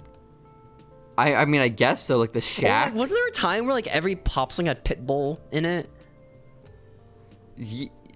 Yes, it was everywhere, and like Kesha had him. I remember that. You remember that one like Walmart competition they had where like no, I do. It's like, hey guys, which Walmart should Pitbull visit? You got to go vote below for your Walmart to have Pitbull come there. And I think it's like people in 4chan were like, all right, what's the worst city you can be in? Let's look it up real quick. It was like some random ass town in Arkansas. No, it wasn't. It was Alaska, Steven. Was it Even Alaska? Further. Oh. It was negative temperatures in Alaska with a population of like 30 people. Okay? And it genuinely did a lot for Pitbull's like PR thing too. No, he did because he wins. He actually wins. Yeah, he win. Yeah. Because unlike Taylor Swift did the same thing, but everyone voted for her to perform at a school for the deaf. And then she decided to donate money instead. Yeah. Just fucked up. Fuck Taylor. Why'd you do that? Yeah. Have you seen like those YouTube prankers who like just record them just harassing like employees at like work, right? Okay. Like a Gideon, you know? Yeah, sure. Whenever like, hey, turn your camera off. The guy's always like, he's deaf. That's a pretty good excuse. I was watching one earlier today, and like this woman was like, hey, can you tell your guy to turn his camera off? And the prankster was like, no, he's deaf. And the lady was like, oh, I'm sorry. It's legit, just like legit. It's like, oh, I'm sorry, man. That's so sweet. That's so sweet. Are there any deaf wrestlers that we know of? Honestly, I don't think there are. I think there is actually, right? In NXT, like right now, actually, I think. Who? I don't know their name. I don't know, but I remember seeing like some like thing about WWE signing like some deaf guy. That's kind of cool. What about a blind wrestler? Would that work? Would you wrestle a blind guy? I feel like so dangerous. PCO, Pierre Carl Oulet, he's like blind and like completely blind in one eye and like half blind in his other eye. Okay, but I mean like completely blind, like they just see nothing, right? That'd be tough. They do like an over the top rope spot. Like how does that end? You know? It'd be a tough way to work. Call it the 50-50. That's your finisher. Oh shit. That's such a good name for a finisher. The 50-50. Hell yeah, that'd be badass. What does it mean? Who was it? Didn't we watch someone wrestle with a blindfold on one time? Who was? No, Pac. Pac started wrestling with 2 eye patches on. That's what it was. On an AEW a couple years ago. I don't know. Someone ripped out his eyes. I have no idea. Did it just grow back? Yeah, something like that. Steven. I mean, the first one of an eye patch in AEW. Steven, listen. I need you to listen here about this very important and historic moment in WWE history. Okay? Because at WWE WrestleMania Access, and I was there for this, I believe you actually saw this very thing I'm about to mention at last year's WrestleMania when we went there. Do you remember when we were in the Superstore? Whose statue we walked by? Cody Rhodes' dad. It was Dusty Rhodes' marble statue thingy was revealed at WrestleMania Access. Who was debuting that WrestleMania? Wait, man. Who was debuting at that No, Cody didn't. Oh, fuck, Cody did debut at that WrestleMania. You're right. Oh my god. You're so right. Maybe it's, maybe it's not every WrestleMania. I don't know. I could be just talking out my ass. Yeah, I don't really know. Either way, they debut the statue here. Cody's out of his Stardust face paint with Dustin, and now there are only 3 of these statues. Or sorry, this is the 4th statue in existence, Steven. Do you know who the other 3 they've made are? Andre the Giant. You got one? Actually? Yeah? You got 2 more. They're all dead. Roddy longest reigning. No. Bruno Sammartino. Yeah, you got one. One more, Steven. One more. This is for 0 points. Do I get a hint or no? Yes. They're dead. Ah, shit. Yes, very dead. Could it be a Mr. Homophobic? But I didn't. Homophobic. Fuck. Homophobic. That doesn't lower my options at all. What are you talking about? Hate gay people. There's so many wrestlers who hate gay people. AJ Styles? I don't know. James is his real life name. James Storm? No! James Storm, Bruno Sammartino, and Andre. The legends. That's my. What's it called? Mount Rushmore. Right Hell there. yeah. With Dusty up fuck. there. We should too. have done like that stupid trend on TikTok. Like, what's your wrestling Mount Rushmore? Obviously.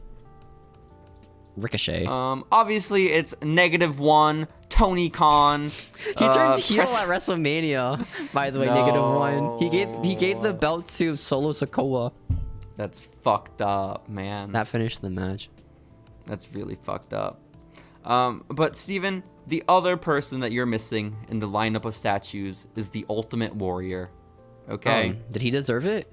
Yes. No, I don't know. Who knows? He died. Did you lick it? Macho Man probably should have it. got one first, but it's fine. Did he not get one? What the fuck? No, I don't think so. Maybe he has by now. For Macho. But Steven, are you He's ready a Slim Jim one, it's fine. to predict the matches that happened 7 years ago? Yeah, I'm excited. Woo! Dude, the fact that that's 7 years ago is crazy to me. I remember WrestleMania 32 so fondly. Like, I remember like going to that Mania and being like pumped about it. This is so fucked. That's 7 years ago. But we're gonna start off with NXT Takeover Dallas the night before, okay? And we're even gonna give you a bonus match right now, a little bit of extra credit right now, Steven. I'm gonna give you the pre-show to predict, and if you get this, you get a bonus half point on your Takeover Dallas card. Are you ready? Yes. The first match of the night on the pre-show was between Apollo Crews Damn, this lowers my options. and Elias Sampson. Oh, this uppers this uppers it actually. Who? I bet it's going to be wins? Apollo Crews. I think this is his Steven? debut, right? No, it is not. But you are Oh. correct about Apollo winning. So congrats Nice. on that. You Remember get a when he got bonus called up? half point. Remember when he got called up? Yeah, it was like during the draft, I think, and he poor like guy. won a battle royal for the IC title or some shit. I don't really remember that much. But Steven, next match, we're moving on to the main show, the main card, and it is an opener for the NXT Tag Team Championships. The reigning champions are the Revival, FTR Bald and FTR Hair, versus the team of Chad Gable and Jason Jordan, American Alpha. Oh fuck, I actually don't know then. Shit. Who walks away the NXT Tag Team Champions? I think let's say yeah, people win, right? Steven, is that your final guess? Yes, sir. Steven, the Revival lost their titles that night. What the did they not lose to DIY? American Alpha. What? They lost. No, it's not DIY. It's American Alpha. American Alpha. What? I thought they lost to One- DIY and they had like a fucking 20 million matches together. Well, they win them in the future again. Like, for sure, Oh. sure. Yeah. Like, don't Oh. even worry about it. But American Alpha wins them right now. I think, honestly, FTR gets them back from American Alpha when they get drafted to the main roster, like, in a few months. So, that's cool. That's cool. Steve, do you Well, that was a remember good that era start of for me already. SmackDown? American Alpha were there, like, forever. That was awesome. But yeah, right now you're at half a point, Steven. So far, you're Man. only down half a point, which isn't that bad. So, Man, you know? I told you, man, these NXT matches are crazy. They switch titles so much. Like, once I get to like the fucking Gargano shit, I don't fucking know, man. You know? I understand. The Adam Cole shit, I don't fucking remember Adam Cole's reign at all. I What are you understand. I understand. Steven, it's okay. Calm down because you have another chance for extra credit. Okay? Already. Okay? Can you tell me which superstar, which wrestler, I guess I should say, they showed on camera in the front row at ringside after the American Alpha win? Which wrestler did they tease? Why would I know this? Who? Like, get a Which hint? wrestler? You don't get a hint, but Austin Aries. you will get a bonus point, Steven. You are incorrect because Austin Aries is actually debuting in NXT in the next match we're about to talk about. Dang it! The man they Man. showed at ringside was Dragon Lee. It was Kinda Kota crazy. Ibushi with Funaki. That is who was at Funaki's gonna be in ringside. NXT? I mean, maybe so, maybe so. But you do not get that bonus point, unfortunately. Man, they got Steven. cocked hard by Ibushi, huh? Really banking on him being there. Yeah, that is kind of tough. How old is Dang. Ibushi now? Because if that was 7 years ago, he must have been so fucking young. That's crazy. Dang, That's man. so wild. We should actually like cucked the Fed so hard. A little bit. A little. I just saw a news article this week where Ibushi was saying that he doesn't want to wrestle full time for anyone, which is like good for him. He's 40 now. No, he's killing it. He's 40? Holy shit. He looks so young. So hot. Oh my god, yeah. It's because he's Japanese. He's got some Finn Balor in him, honestly. That's kind of wild. Steven. His hair too. Next up, debuting Honestly, might be his hair too, honestly. Like his long hair, yeah. The debuting Austin Aries is fighting the Lone Wolf, Baron Corbin. Who wins? No, and that one's like yeah. Right? Yeah. Okay. So who wins? Again, the debuting Austin Aries wins, right? Because this was after Baron Corbin did his indie killing gimmick. Steven, you are absolutely correct, as Austin Aries won this contest. Congratulations weird gimmick on that to have in NXT, right? I feel like you just bury people. Like, what do you learn from that? I mean, like, that's any bad guy. You're like trying to bury people. What do you mean? Yeah, but if your whole thing is you just do squash matches, what do you learn? You know, like as a wrestler, how to squash people. Yeah. Why are you speaking shit about Omos? Okay, you bitch. No, Omos is sick though. You deserve. Omos gets squashed though, doesn't he? Aww, doesn't Omos actually get squashed most of the time? That's so sad. I honestly think, not hot take actually, cold take. Omos is gonna beat Seth Rollins. Okay, at the pay-per-view. Mark my words. What pay-per-view? Night of Champions, I believe. Oh, in Saudi Arabia? Yes. I think Omos is legit gonna beat Seth Rollins, and I think it'd be so funny. Why are they fighting? Fuck you, that's why. It was announced on SmackDown. Seth isn't going to be competing for the world title? What they did was announced on SmackDown. It was like, Omos is gonna fight Seth Rollins. It's like, okay. Yes. Poor Seth doesn't get the fight for the new title. That's fucked up. What the fuck? No, maybe it's Payback. Maybe Payback, actually. Or Backlash. Okay. Oh, maybe Backlash. okay. I think it's Backlash, actually. Well, Steven. Seth might be the new champion, actually, right? I feel like, right? It might be Seth. I would imagine it's Seth, yeah.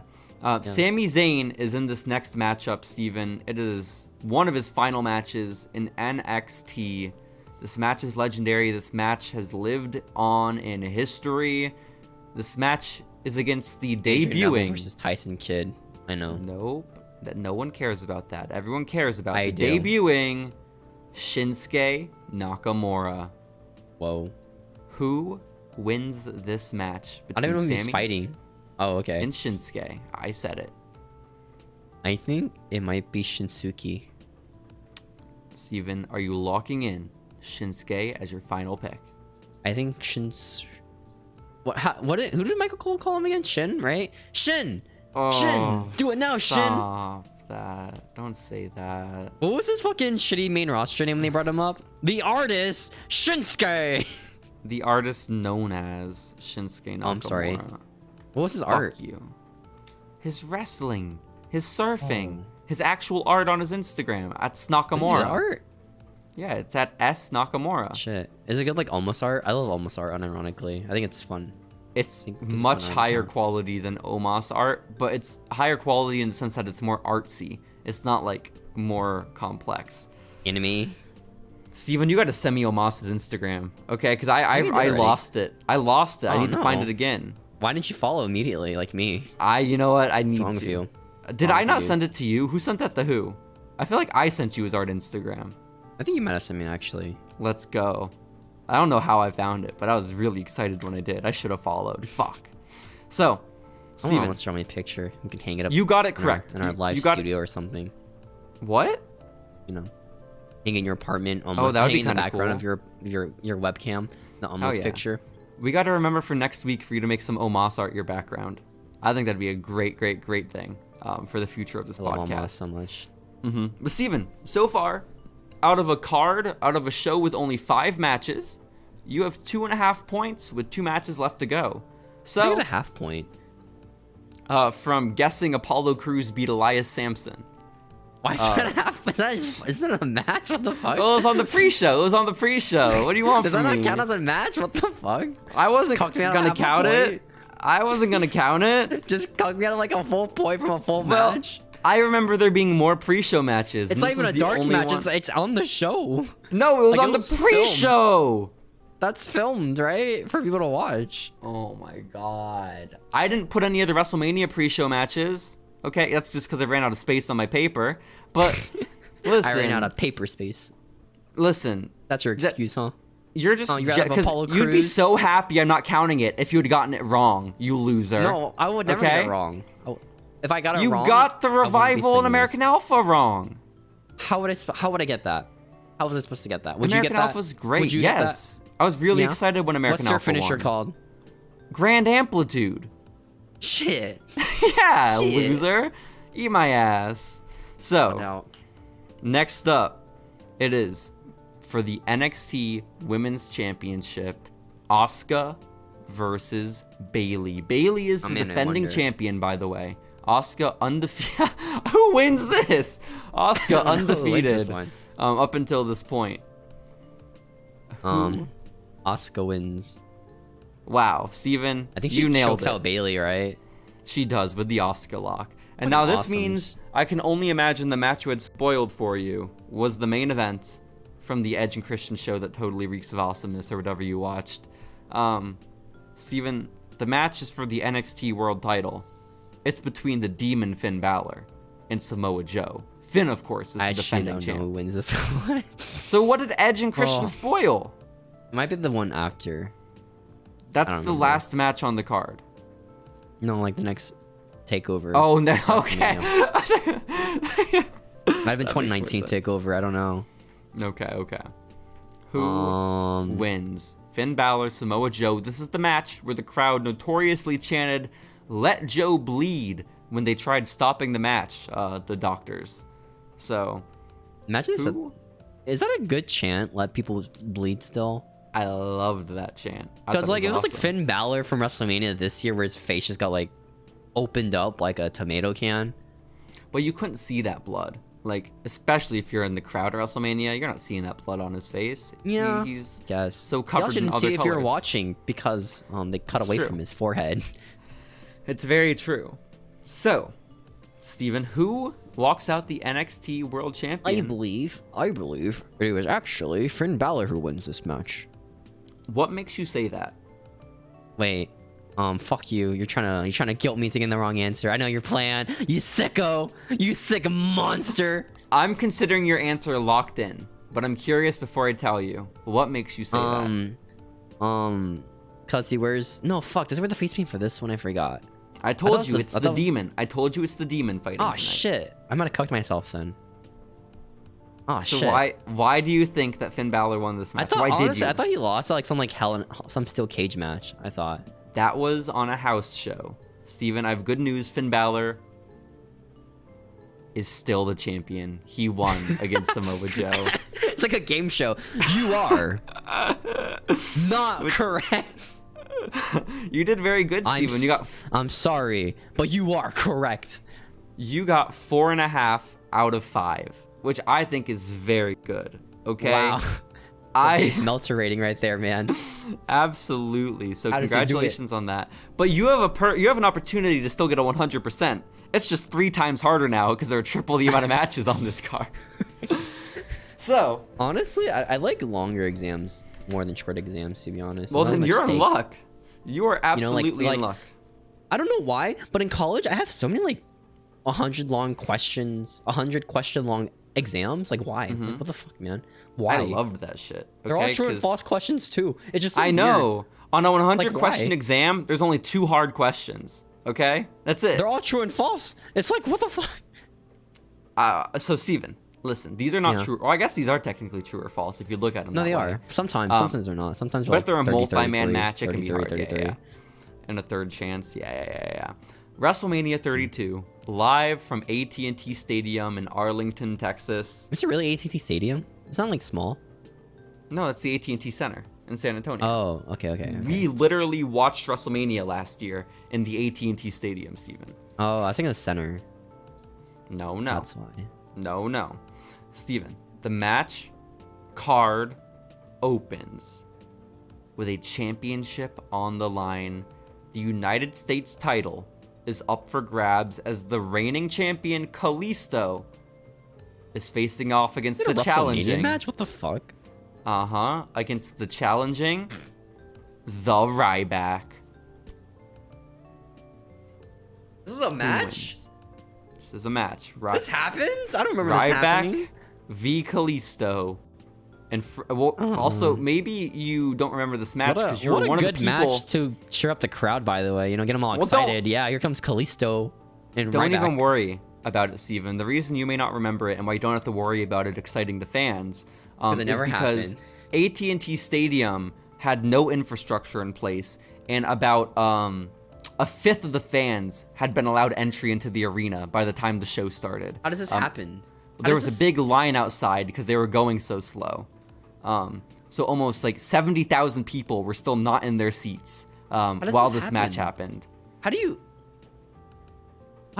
It's a great question. Do you know how my dad and I got in on time? Because we should have been very late. My dad just cut the line to get into WrestleMania. So that's kind of based, honestly. Yeah, we made it in time to see Kalisto and Ryback. It's like when I worked at Six Flags, there were long lines and people would cut. Like, hey, man, can you give me a cup of water?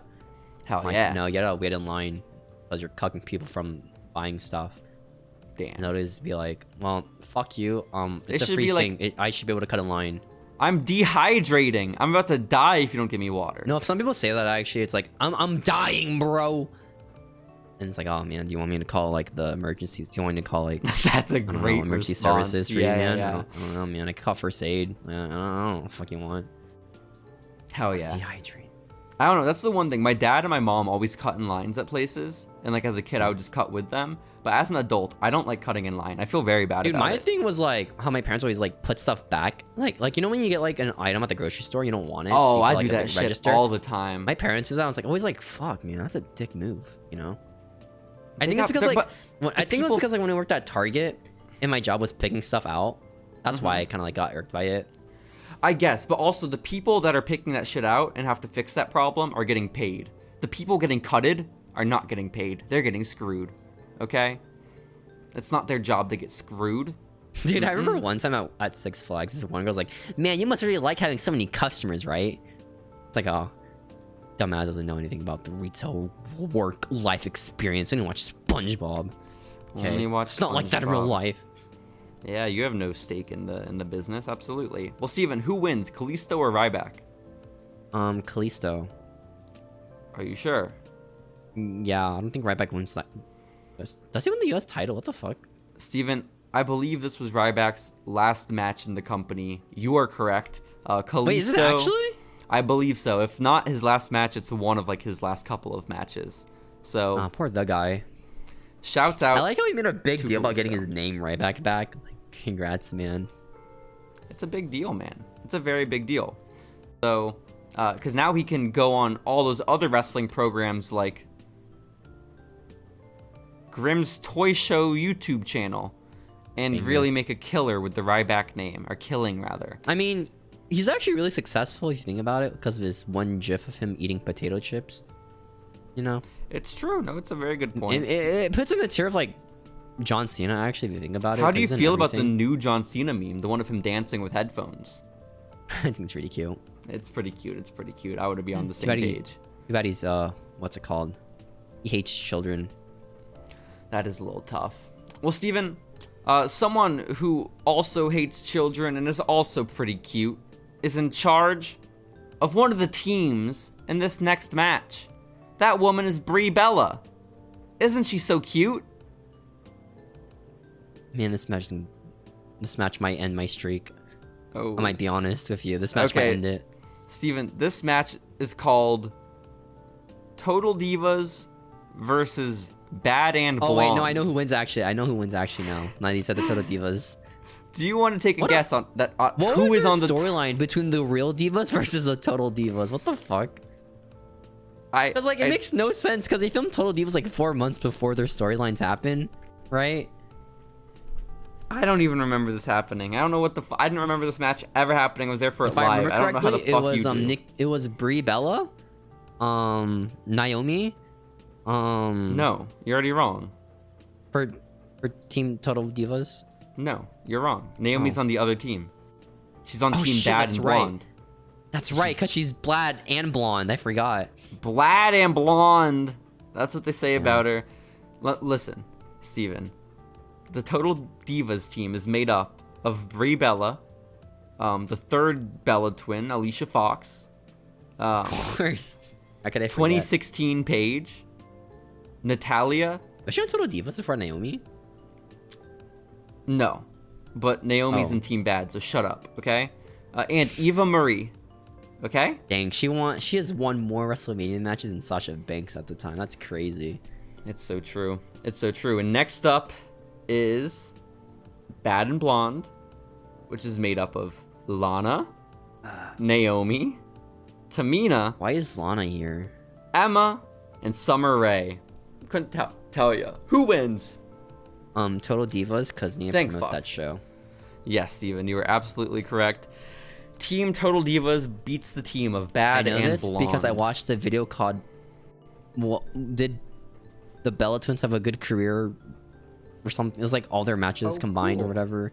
That's awesome. Awesome. Did you know that she debuted as Brie Bella and didn't debut as the Bella Twins together? Isn't that crazy? Isn't that a fun fact? That's wild. Steven, which Bella twin are you most attracted to?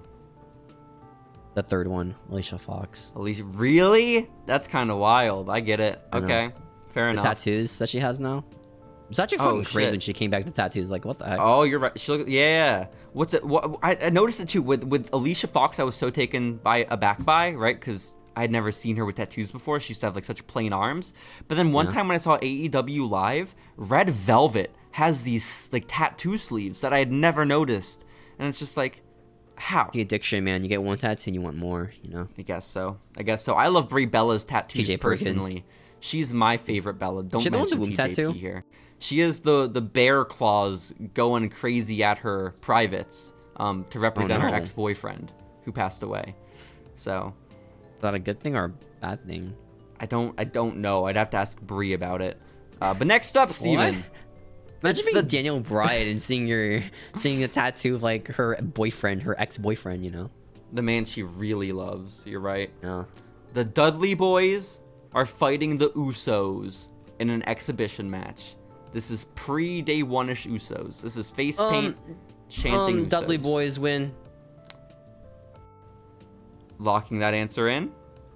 Yes. Fuck. The Usos That's right, won. dude. What the fuck? Yeah, man. What the fuck? How? I don't know why. What? Yeah. What were they doing at the time? Mm-hmm. Why did they beat the Dudleys? Fuck. I couldn't tell you what they were doing, honestly. But they're about to turn into day one-ish in like 4 months, 5 months. So just give them some time, okay? Okay. I'm sorry about that loss. That's a tough one. But you can come back from it. You should remember this next match. It is a ladder match for the Intercontinental Championship.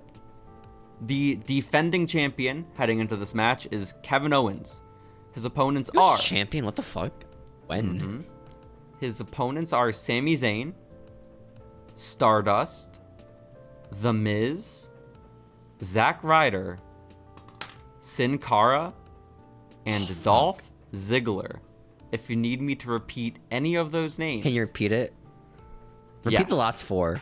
Okay, the last four are The Miz, Zack Ryder, Sin Cara, and Dolph Ziggler, who is stealing the show. I remember watching this live in a Discord call or a Skype call. I forgot. Probably a Skype call because it was 2016. I remember marking out for Zack Ryder winning, and then everyone on the call was really confused. I was like, why the fuck do you care about Zack Ryder? Oh, fuck those people you were in a Discord call with. I'm glad you moved on from them, Steven, okay? Because... Remember Skype? I miss Skype, dude. I don't miss Skype. Okay. Skype always kind of sucked ass for me. Banger, dude. Banger theme right song. Before COVID happened, I interviewed wrestling broadcaster Sam Roberts for a school project of mine, and Sam was like, yo, you want to meet up on Skype? I had to download Skype for the interview. It was wild. Did you do the boop, boop, boom? Yeah, the boop, boop, boop did happen. It did happen. Hello? Steven, hello? You were absolutely right. Papa Zack Ryder did win. Order. That's yeah. We're in Dallas at WrestleMania right now. No Papa John's. Okay. However, Zack's Papa got in the ring and tried putting a cowboy hat on him. Zack Ryder took it off though. because he didn't want photos of his biggest moment in life with a cowboy hat. Just ruined the highlight of my career for no reason. Thanks, Dad. It'd be unfortunate. Next up, Steven, another exhibition match. It is Alan Jones versus Christopher Irvin, or whatever his real life name is. It's AJ Styles versus Chris Jericho. I know who wins this one. Who wins? It's Jericho. Okay, because he's awesome. Listen, why never the fuck change, did Jericho. Chris Jericho win? Why did he never do that? change? Why did he do never that? Change. I guess not, but you're right. Chris Jericho did win. Okay, that was an easy. He's having Adam Cole now. I learned the other day. Oh shit! He's gonna beat him? Question mark? Know. Oh, we must see. We must see. Steven, I need to ask you who beat who in this next matchup. It's a 6-man tag between all 3 members of the New Day and 3 of the 4 members of League of Nations. The New Day wins because they talk about this on their podcast a lot for some reason. Well, they must talk about it with some rose-tinted glasses because the League of Nations won. Yep, New Day lost this match. How? What? Probably by pinfall is my guess. Again, remember what I said back in the old days. If it's a New Day match, I don't fucking know, man, okay? 50-50 always. Okay, Steven, listen. I'll be honest. I'll be honest. I'll level with you a little bit, okay? Uh-huh. I'll give you a chance to get that point back. You just if have you to can tell guess me. the next guest appearance at WrestleMania. No, don't be silly. Is it? Don't be silly. You have to guess the next 3 guest appearances at WrestleMania. Who came out and beat up the New Day and League of Nations after the match? Road Dogg Jesse James. Fuck you. Try for real. Try for real. What 3 people came out and beat up these 6 men after the match? 7 men if you count Rusev. Stone Cold Steve Austin. That was one. Yes. 2 more, Steven. Hogan, I think. I thought you were about to say Colt Cabana. What the fuck? Colt Cabana, what the fuck? Hulk Hogan. Who is the 3rd? Is it Rock? I don't think it's Rock, is it? It's up to you. Might be Rock. I'm going Rocky Mania. Steven, you only got Stone Cold right. Damn it. The other 2 were Shawn Michaels and Mick Foley. Triple H. Nope. Mick Foley. What do these guys have in common? They're legends, of course. They're legends. 2 of them are from Texas. Did Shawn Michaels and Stone Cold ever have a match together? Yes, they fought at WrestleMania. What the fuck? Oh wait, no, you're right. Like I don't know Mike why, Tyson was but, there. Like, I always forget about like how Shawn Michaels existed in the Attitude Era versus him in the 2000s. Like they're just completely different people, you know? He existed before the Attitude Era too, man. Yeah, I know. He was in like the golden age with fucking Marty. You watched the Rockers matches? What the fuck? No fucking way. I watched Marty Jannetty and Al Snow though. Me too, man. Yeah. I love Al Snow. Leif Cassidy was his name. Steven, really funny. Oh fuck! I forgot to give you a shot at another bonus point on your NXT Takeover Dallas card. You can get 5 points. Let's rewind. Fuck. Who was the second person they showed in the crowd at Takeover Dallas after the Bayley and Asuka match and before the Joe and Finn match? What the fuck? That's so specific. Who was it? Who was gonna debut in NXT soon? Let me think. I'm using all my brain power for this. Who's debuting after the debuts of Austin Aries? Bobby Roode. Steven, you got a perfect score on NXT Takeover Dallas. Let's go. Let's use all my brain power for that. Go. And honestly, I'm looking at my points here, Steven. Guess what? What? You getting that correct wasn't for half a point. That was for 1 whole point, Steven. Why was that worth more than the pre-show match? You have because the pre-show match is 1 of 2. Okay, this is anyone. Listen, you have just scored above a 100%, Steven. Let's go. You have scored a 5.5 out of 5, Thanks, Bush. First ever in Following Lucha history. That's insane. Okay. Back to business, Steven. you couldn't get All right, our back extra to getting credit shit for on by the WrestleMania. card. Yeah. But congrats on your 5.5 out of 5. That's huge. This is like almost 6 stars rated by Dave Meltzer. This is so wild. You know what's Next crazy is match. like he's only rated 6-star matches ever like in the past 10 years or something. I don't know. Why do we care? I don't know enough if to talk that's about true. this? I don't know if that's true. Steven. Who the fuck cares about Meltzer ratings anymore? What year is it? You know. Next up is What a fucking year are we no holds barred match between two Dean of the Ambrose most and Brock Lesnar. two of the most motivated men in pro wrestling. You're absolutely right. It's Brock Lesnar and Dean. Who wins? Dude, remember when Dean's whole thing was that like he was a titty master? No, you've told me about it. Oh, I think it's, you know, like those weird like role play accounts on YouTube comments from back in the day. That'd be like CM Puke 3 and it's supposed to be like Ryback, and there was like Dean Ambrose titty master and everything. He would type in all caps like I like titty master. Like that was his whole gimmick. It's so fucking weird. Did you say that the parody account to Dean Ambrose said I like titty masters? Yes. It sounds like no, that's he's like, what you said. I mastered them titties. That makes more sense than I like That's so titty fucking- masters. Man. No, I've seen more of the Twitter roleplay accounts where it's people like, will you be my girlfriend? And it's like them talking to Yes. themselves on their Nikki Bella account to their John Cena account. It's kind of wild. I do, John. I do. John Hell Cena, do you love me for myself or my body? That's a good Well, question. Nikki, I love you That's a for very both, you see. Good question. He doesn't You love her see- for her fertile you womb. see, I know Nikki? that much. I have Mm-hmm. 2 bodies, you know? In fact, some people say I have no bodies. You can't see me. Nikki, I love you. Wow. John, Good roleplay. I love you too. I bet like fucking Roxanne or something used to have a roleplay account. You know, or Cora Jade. One of these young Have you ever ones had to interviewed have had a them? roleplay. There's no way Cora J has never made like a CM Punk fanfic, okay? Apparently she went to like every CM Punk meet and greet ever. Apparently. Let's I go. gotta- We have that we in have to common. get We her. both write CM Punk meet and greets in CM Punk fanfics in high school. That's so We sick. have to know, Cora Jade, have you ever written a CM Punk fanfic? And we don't know if she's gonna tell the truth or not, because she has an image to hold, you know? It's true. That's the Maybe thing. we can like really like loosen her up. We can get her feeling comfortable with us by reading Yeah, we go our to Denny's. Cora We Jade go Blake to Christian Denny's for our fanfic. podcast. Oh, or that. I guess that too. Yeah. That's That so works. weird to see 2 of us of Cora Jade at Denny's. That's such a weird image in my head.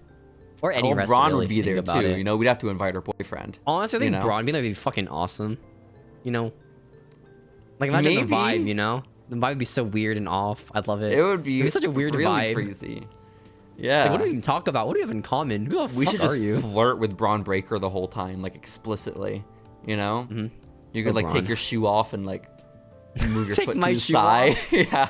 Hey, That'd be cool under Braun. the table. my Let's shoe at least back play on for me. footsie with him the whole time. That's awesome, Steven. Just Hey, really I like your sexually eggs. assault Braun Breaker. I like your eggs, Braun. Hmm. You like the yolk? Yeah. You're a egg white guy? You're a yolk guy? Steven, who won? Brock Lesnar or Dean Ambrose? Brock Lesnar. Yes, you're right. We're almost 2 hours into this fucking podcast. Good.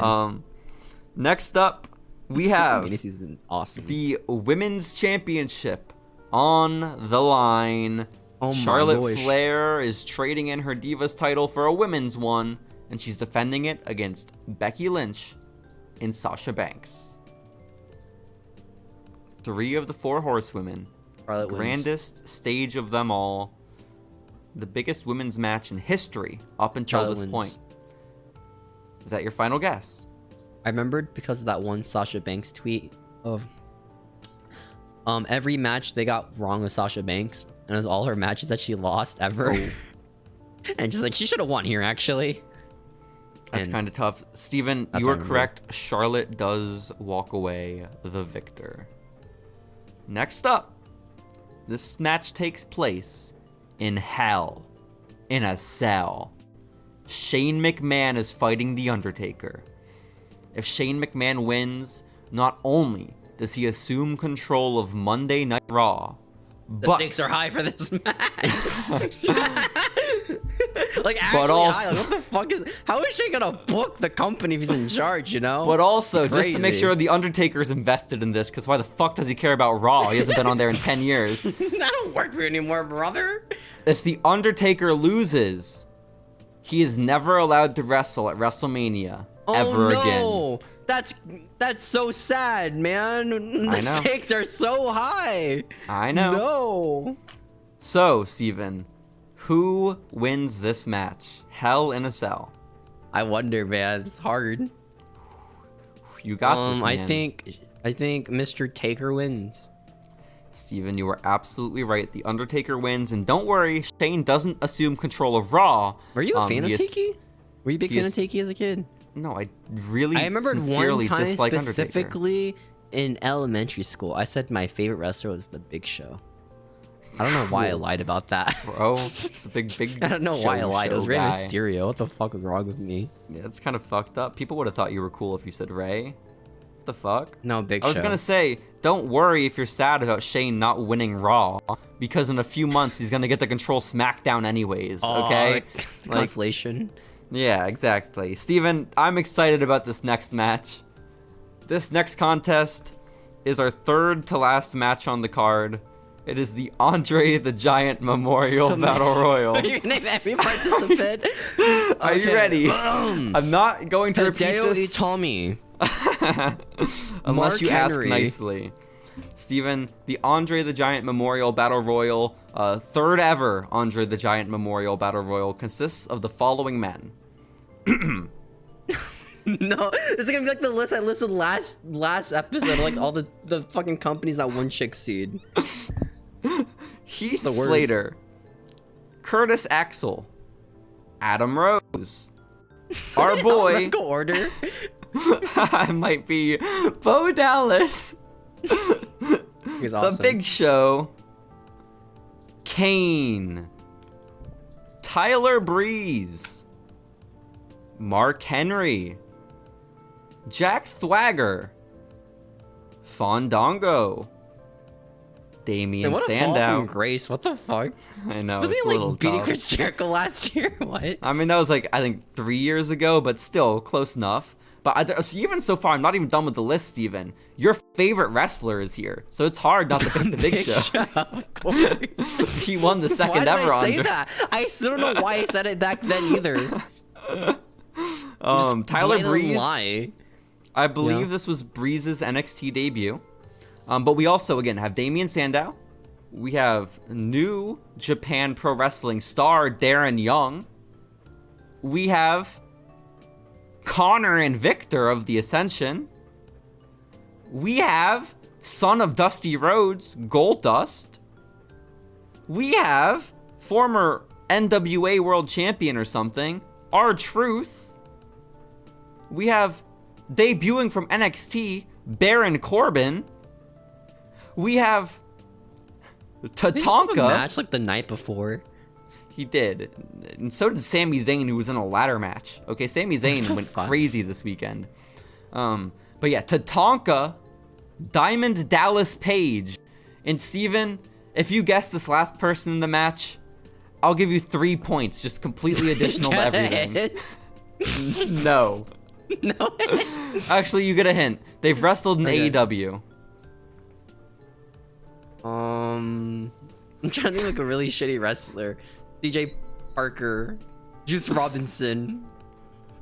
Steven, Juice Robinson was out of the company by this time. The last man really in the Andre the Giant Memorial Battle Royal is, of course, Shaquille O'Neal. Fucking course.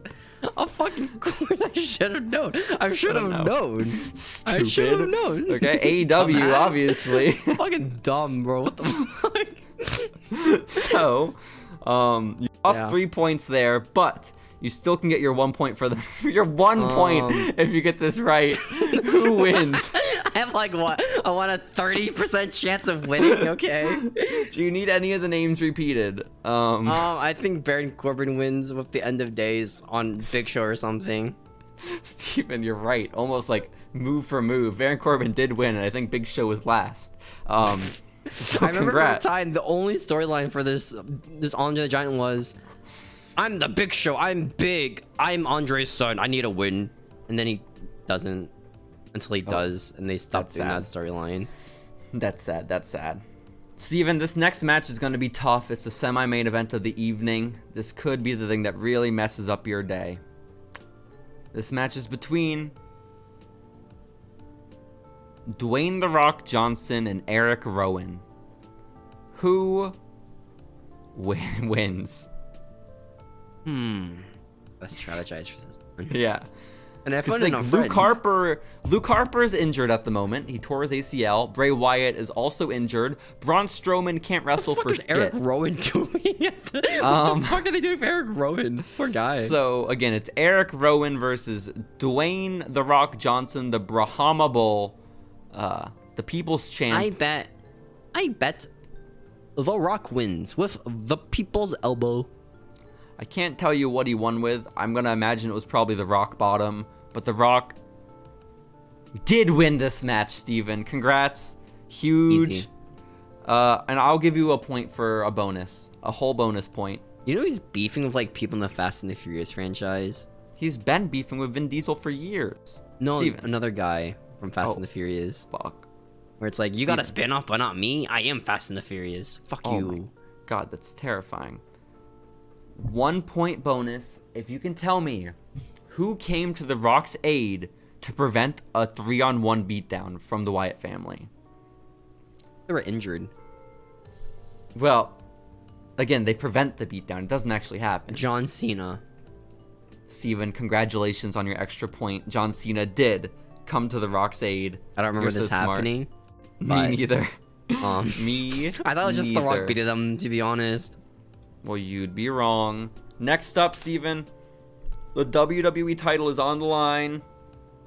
It's the first ever match between these two men at WrestleMania. Maybe the last, I don't really remember. It's Triple H, the champion, versus the challenger, Roman Reigns. Who wins? Think about it.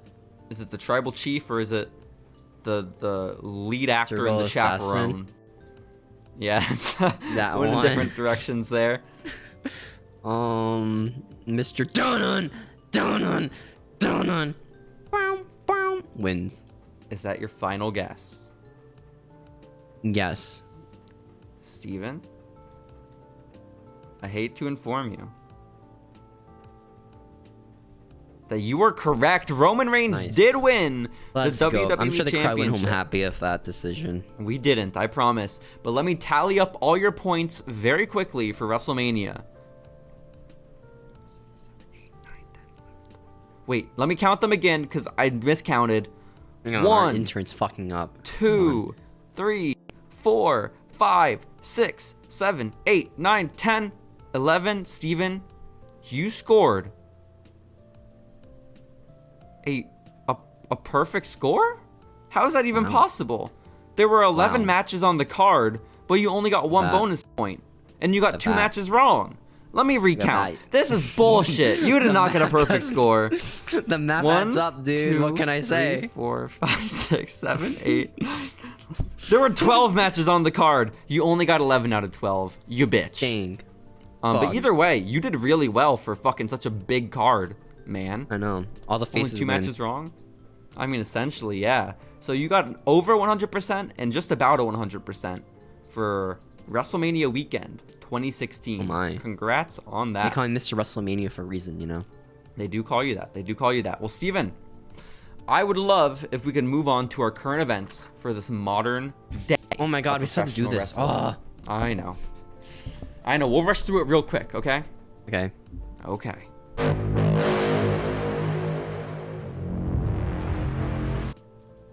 Welcome, everybody. It's currently April 28th, 2023. Whoa. And this is going to be the fastest current event segment in the history of Following Lucha, Steven.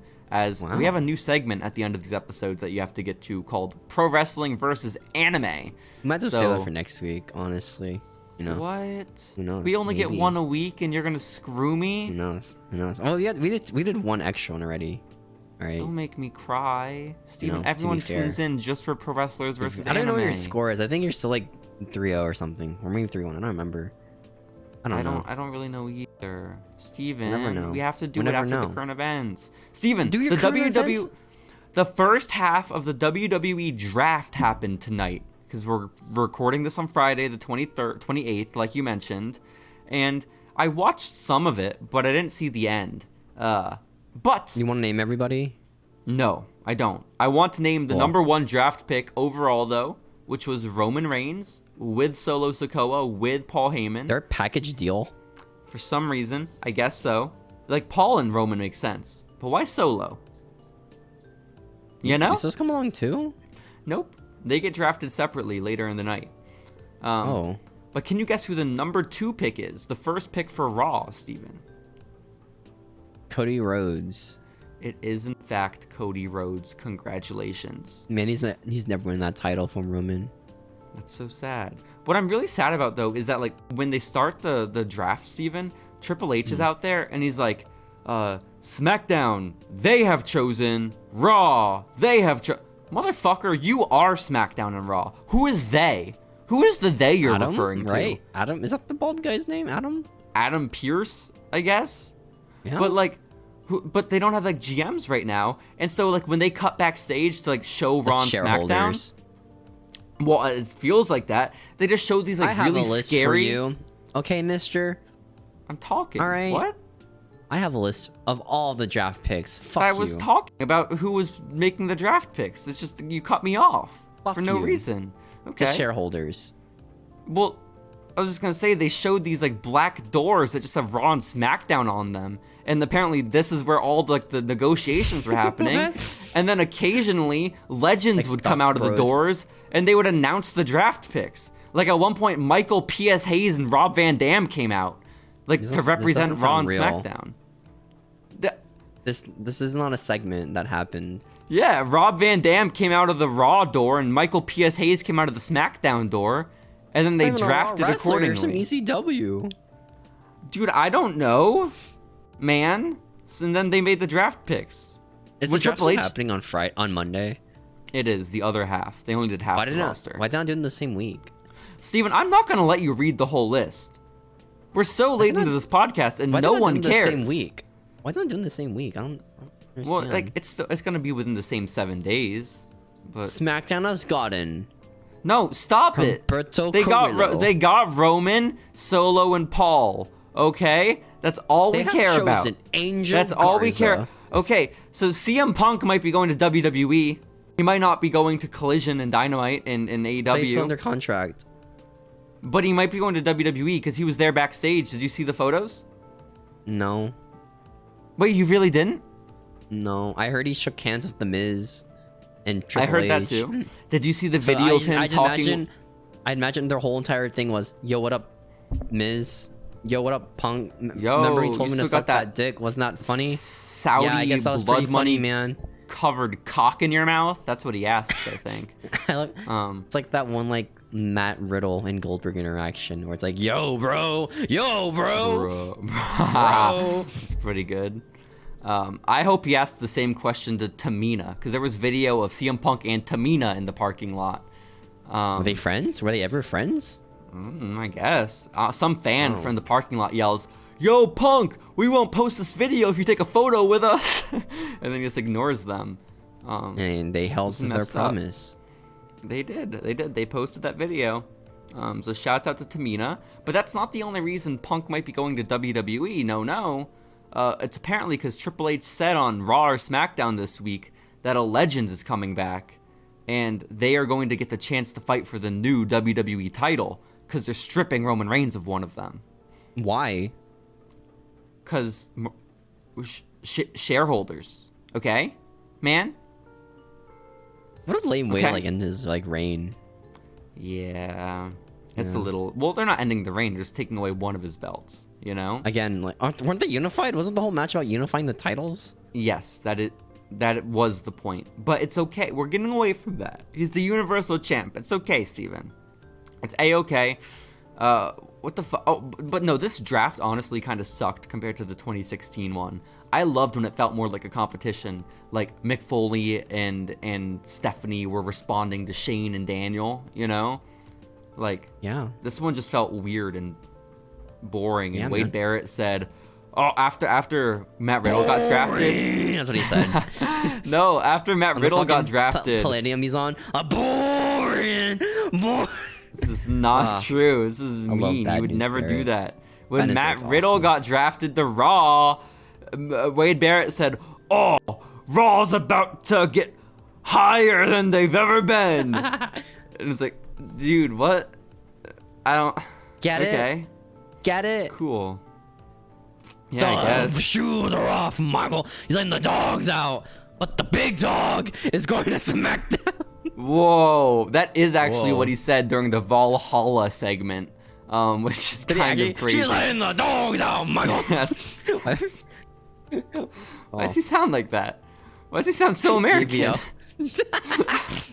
I lost the accent, you know. Scary man is what it is. His voice, dude. Have you seen that one like video of like Damian Priest being like, "It's over. No, you're washed. You're done. It's over." I have not. It's terrifying.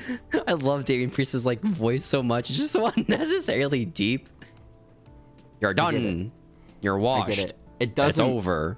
Even kind of compare to your narrator voice that we heard earlier, though, Steven. Honestly. You're done. That's right. L plus ratio. That's what Damian Priest says. Also, a couple weeks ago, we heard your Finn Balor impression, and that was pretty good. No riz. Okay. All your Judgment Day impressions are off the hook, honestly. I want Damian Priest to have like this gimmick of just saying like Zoomer shit, like L plus ratio. It'd be over as fuck. You know? That'd be kind of sick. That'd be kind of your sick. Mom. Absolutely. Your mom. Very, very Zoomer. You're so right, Steven. Yeah. Next bit of news I have is the fact that Tony Khan has announced that in Michigan, your hometown, Kenny Omega is going to be fighting Jon Moxley in a steel cage. Wow. How does that make you What's the build-up? It's crazy cool. For me, it just generates some lingering trauma from their death match. Their barbed wire death match. That was like 4 big barbed wire. That's crazy. Uh-huh. They're getting explosions too. I mean, honestly, if they just like wanted to be like, yeah, fuck you guys, we fixed it, and blow up the steel cage, I'd be on board. That'd be pretty exciting, actually. It just explodes. Yeah, have Eddie Kingston come out and cry. That'd be sick as fuck. Dies on the spot. That'd be badass. This is wrestling also, right here. Roddy Strong, speaking of weird debuts where we don't know what's happening in the back and how they get their music ready, Roderick Strong is all elite, Steven. He saved Adam Cole. I thought he was still with the company. Apparently not. Yeah, apparently his last match in WWE was in October. Before that, he had requested his release in May of 2022, and it was not granted. And then he got injured, like in October. Do we like Roddy? I forgot. Do we like Roddy Strong? He was kind of boring, but like, whatever. His wife is there. I think he's like the second biggest member in the Undisputed Era, right? No, Kyle O'Reilly definitely on top of Roddy. For sure on top of Roddy, yeah. At this point, yeah. Bobby Fish is undoubtedly at the bottom. Like, there's no question about it, right? Where's the line? I hope they replace Bobby Fish with just someone completely new. Like, get Wheeler Yuta in there as the new Undisputed Era. That'd be sick. They might do that, actually. Hell yeah. I liked how AEW's whole thing is just NXT from when they were still in the same, like, day of the black and gold. Hell yeah. Next up, All Elite, Velveteen Dream, Steven. You're manifesting it, you know? I get this text from you every day. These little prayer hand emojis. It's weird. I don't know why you want him in the company so bad. I will say every time I go through my closet and I get to the purple shirts, I do feel a lot of dread wash over me as I have to skip past my 2 Velveteen Dream shirts every time. You donate to Goodwill, you're still a monster, you know? Uh-huh. I don't want to donate it because I want all the allegations to be proven false, him to have a comeback story. And then I'm like, I never threw up my shirt. I've always believed. I always knew in my heart. Oh my god, I loved him. I knew him since 2016. It's true, man. Fuck. Whatever. We move on. We live, I guess. What What the fuck am I even talking about? Oh, Dominic. Dominic told some newspaper in California that he wants to be in a tag team with Rhea Ripley and win the titles. That sounds awesome. How is that gonna happen? What the fuck? I don't know. It just sounds cool though, right? Rhea and Dom versus the fucking Usos. Honestly, I could see it honestly happening. Listen, that match will be sick as fuck, okay? Yeah. The Usos versus Rhea and Dom. What is their team called? Judgment Day. Oh, I guess. Yeah. What do we call it? What? Shit. Did you forget? Well, no, like there are subsections. Like NWO had the Wolf Pack, you know, like inside of it. No, you see, the thing about the Judgment Day is that they're all equal. No, they're not. No, remember, because Edge was like, he wanted to start the Judgment Day because he wanted to highlight each member he thought was underutilized in the main roster. No, you want to know what happened? You want to know why Edge wanted to start the Judgment Day? It's because he thought he was good at promos and then realized he wasn't. Okay, and then he gave up on it. He just wanted to have Finn Balor in his team. Is that it? Aw, that's so sad. Well, Steven, guess what? We are in for a very sad day. A very rude awakening soon in WWE. That's right. I've been singing that song a lot to myself ever since I read this news story. A wrestler is going to be getting a name change. Potentially. Is it Butch? No, not Butch, but similar, where it's a man whose name was changed, and now it's going to be changed back to what it once was. LA Knight's going back to Eli Drake. I knew it. He's not going back to Eli Drake. He's wearing. You know he wears Eli Drake merch backstage. Isn't that crazy? He's killing it. He's making his point. That's just so fucking random. I was watching like the down video of like Mansoor and Massey, right? And Eli, he's just in his Eli Drake gear. It's like, what? Yeah, that's so cool. Dummy, yeah, you know? Yeah. Like, what? No, it's crazy. He gets to keep his cool ass name, LA Knight. Remember when people shut on his name, and then they changed it to a better name, and people shut on that name? Wasn't that cool? Tough. It's tough. Steven. I hate change. The name that might be getting changed back is Madcap Moss. He might be going back to Riddick Moss. I'm sorry. I didn't want to break the news to you like this. I thought we should have done it in person. Maybe had this conversation. This is like when they got rid of Austin Theory and came Theory. That was really weird. I think Riddle kind of worked a little bit, you know. Maybe not really. No, I don't like Riddle at all. I like Matt Riddle. Matt Riddle's and I would say better. This is not even kind of similar because again, Madcap Moss was the bad name, and now they're going back to the real name. Madcap Moss is just a fucking banger of a fucking name. It's so sick. Oh my god. I see like videos of like it's like comparison like tweets of like WWE jobber, AEW jobber. It's like Madcap Moss, like some fucking random dude from Dark or something. Oh yeah. But they forget about Tino Sabatelli, the rat, okay? Honestly. Steven, I have one last news story for this week, and that is that WWE is currently embroiled, stuck in the midst of a lawsuit. Again. This lawsuit stems from a former writer for the company, who alleges that a different writer that she was working with at the time pitched a storyline that Mansoor, one half of the Maximum Male Models... Huh? Why is that a lawsuit-worthy story? Well, no, this is just part of it. I'll get to what the lawsuit's actually about. But part of the lawsuit is this story, where she says that one of her coworkers, another writer, pitched this, that Mansoor would reveal that he was responsible for the terrorist attacks of 9/11. The tag team? The Twin Towers? No, like I clarified, the terrorist attack on September 11th, 2001. Oh, good story. Yeah, well, also Mansoor would have been like 5, I think. So I don't playing 9/11. Know how that works necessarily. But she says that was pitched and now it's in a lawsuit. But I'm sure that worked great with the Saudi Arabia deal. Yeah, I'm certain about it. But the writer, why she filed the lawsuit, I think is for wrongful firing. Because she says that she was fired for taking home a WrestleMania 38, that's the one that we were at, commemorative chair. No, we tried doing the same thing. Oh, we did. She did And it it successfully, didn't work. though. It just cost her livelihood. She got cut out of a job. Yeah, a little chair. bit. A lot of cucking this week. I Absolutely. listened to like a New Day podcast from Freddie Prinze Jr., right? Apparently, a lot of the writers backstage do not know how to write for wrestling. Like they don't watch wrestling as much, right? So it's like, okay, and then we're gonna have a shotgun out and they're gonna shoot him. Whoa, that's kind of like, wild. Can't really do that. Is the New Day podcast still uploading new episodes? No, they just do best of New Day episode. Lame, like the Stone Cold podcast. Stone Cold said he might bring back the Stone Cold Broken Skull sessions, which is cool. That's cool. I'd be down. Yeah, That's fun. Except he said he wouldn't have guests anymore. He would just talk, which is like that might be better, honestly. It's like he Just ran out Stone of things Cold to talk rambling. about, right? I mean, when you're Stone Talk Cold, about politics or whatever, that'd be fun. oh hell yeah, that'd be sick as I would hell. listen We're to not that. gonna talk about his home life though in 2001. We're gonna avoid that. No, we skipped that. Yeah. It's okay, guys. He's cool. You know, he's cool. Mhm. And the reason like we're him. skipping over it is because Stone Cold was actually responsible for 9/11, of course. We're Of course. skipping over his home life. Makes Yeah, sense. yeah, yeah. It makes sense. Uh-huh.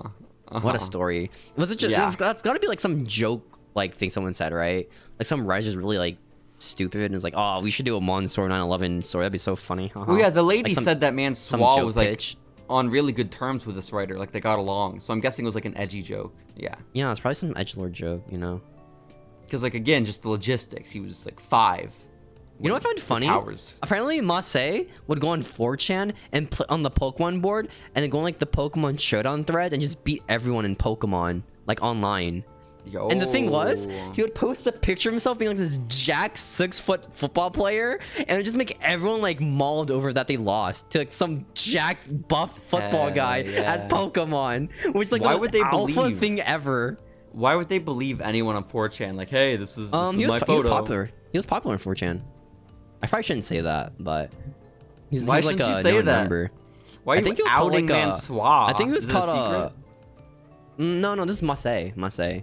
Oh, I thought you said Mansoir. Yeah, because Masse used to be what's his name? He used to be The Great Black Otaku. that one, or Better Wooly from Two Best Hmm. Friends. Wait. So Masse was the one who went on 4chan. I think they both went on 4chan. Great. Pretty sure. Awesome. Wonderful news. And that's why on they're all friends. fronts. I watched their Twitch stream the other day of them driving. It's so nice. Listen to them shit talk everything. It's really fun. Is that the one where they read the fanfic? That's when they read their with list. Shane Thorne? No, that was a while ago. So in this road trip, they had like Angelo Dawkins in the back and Yo. Maxine, and they just don't give a shit at all. They had their headphones in the entire time.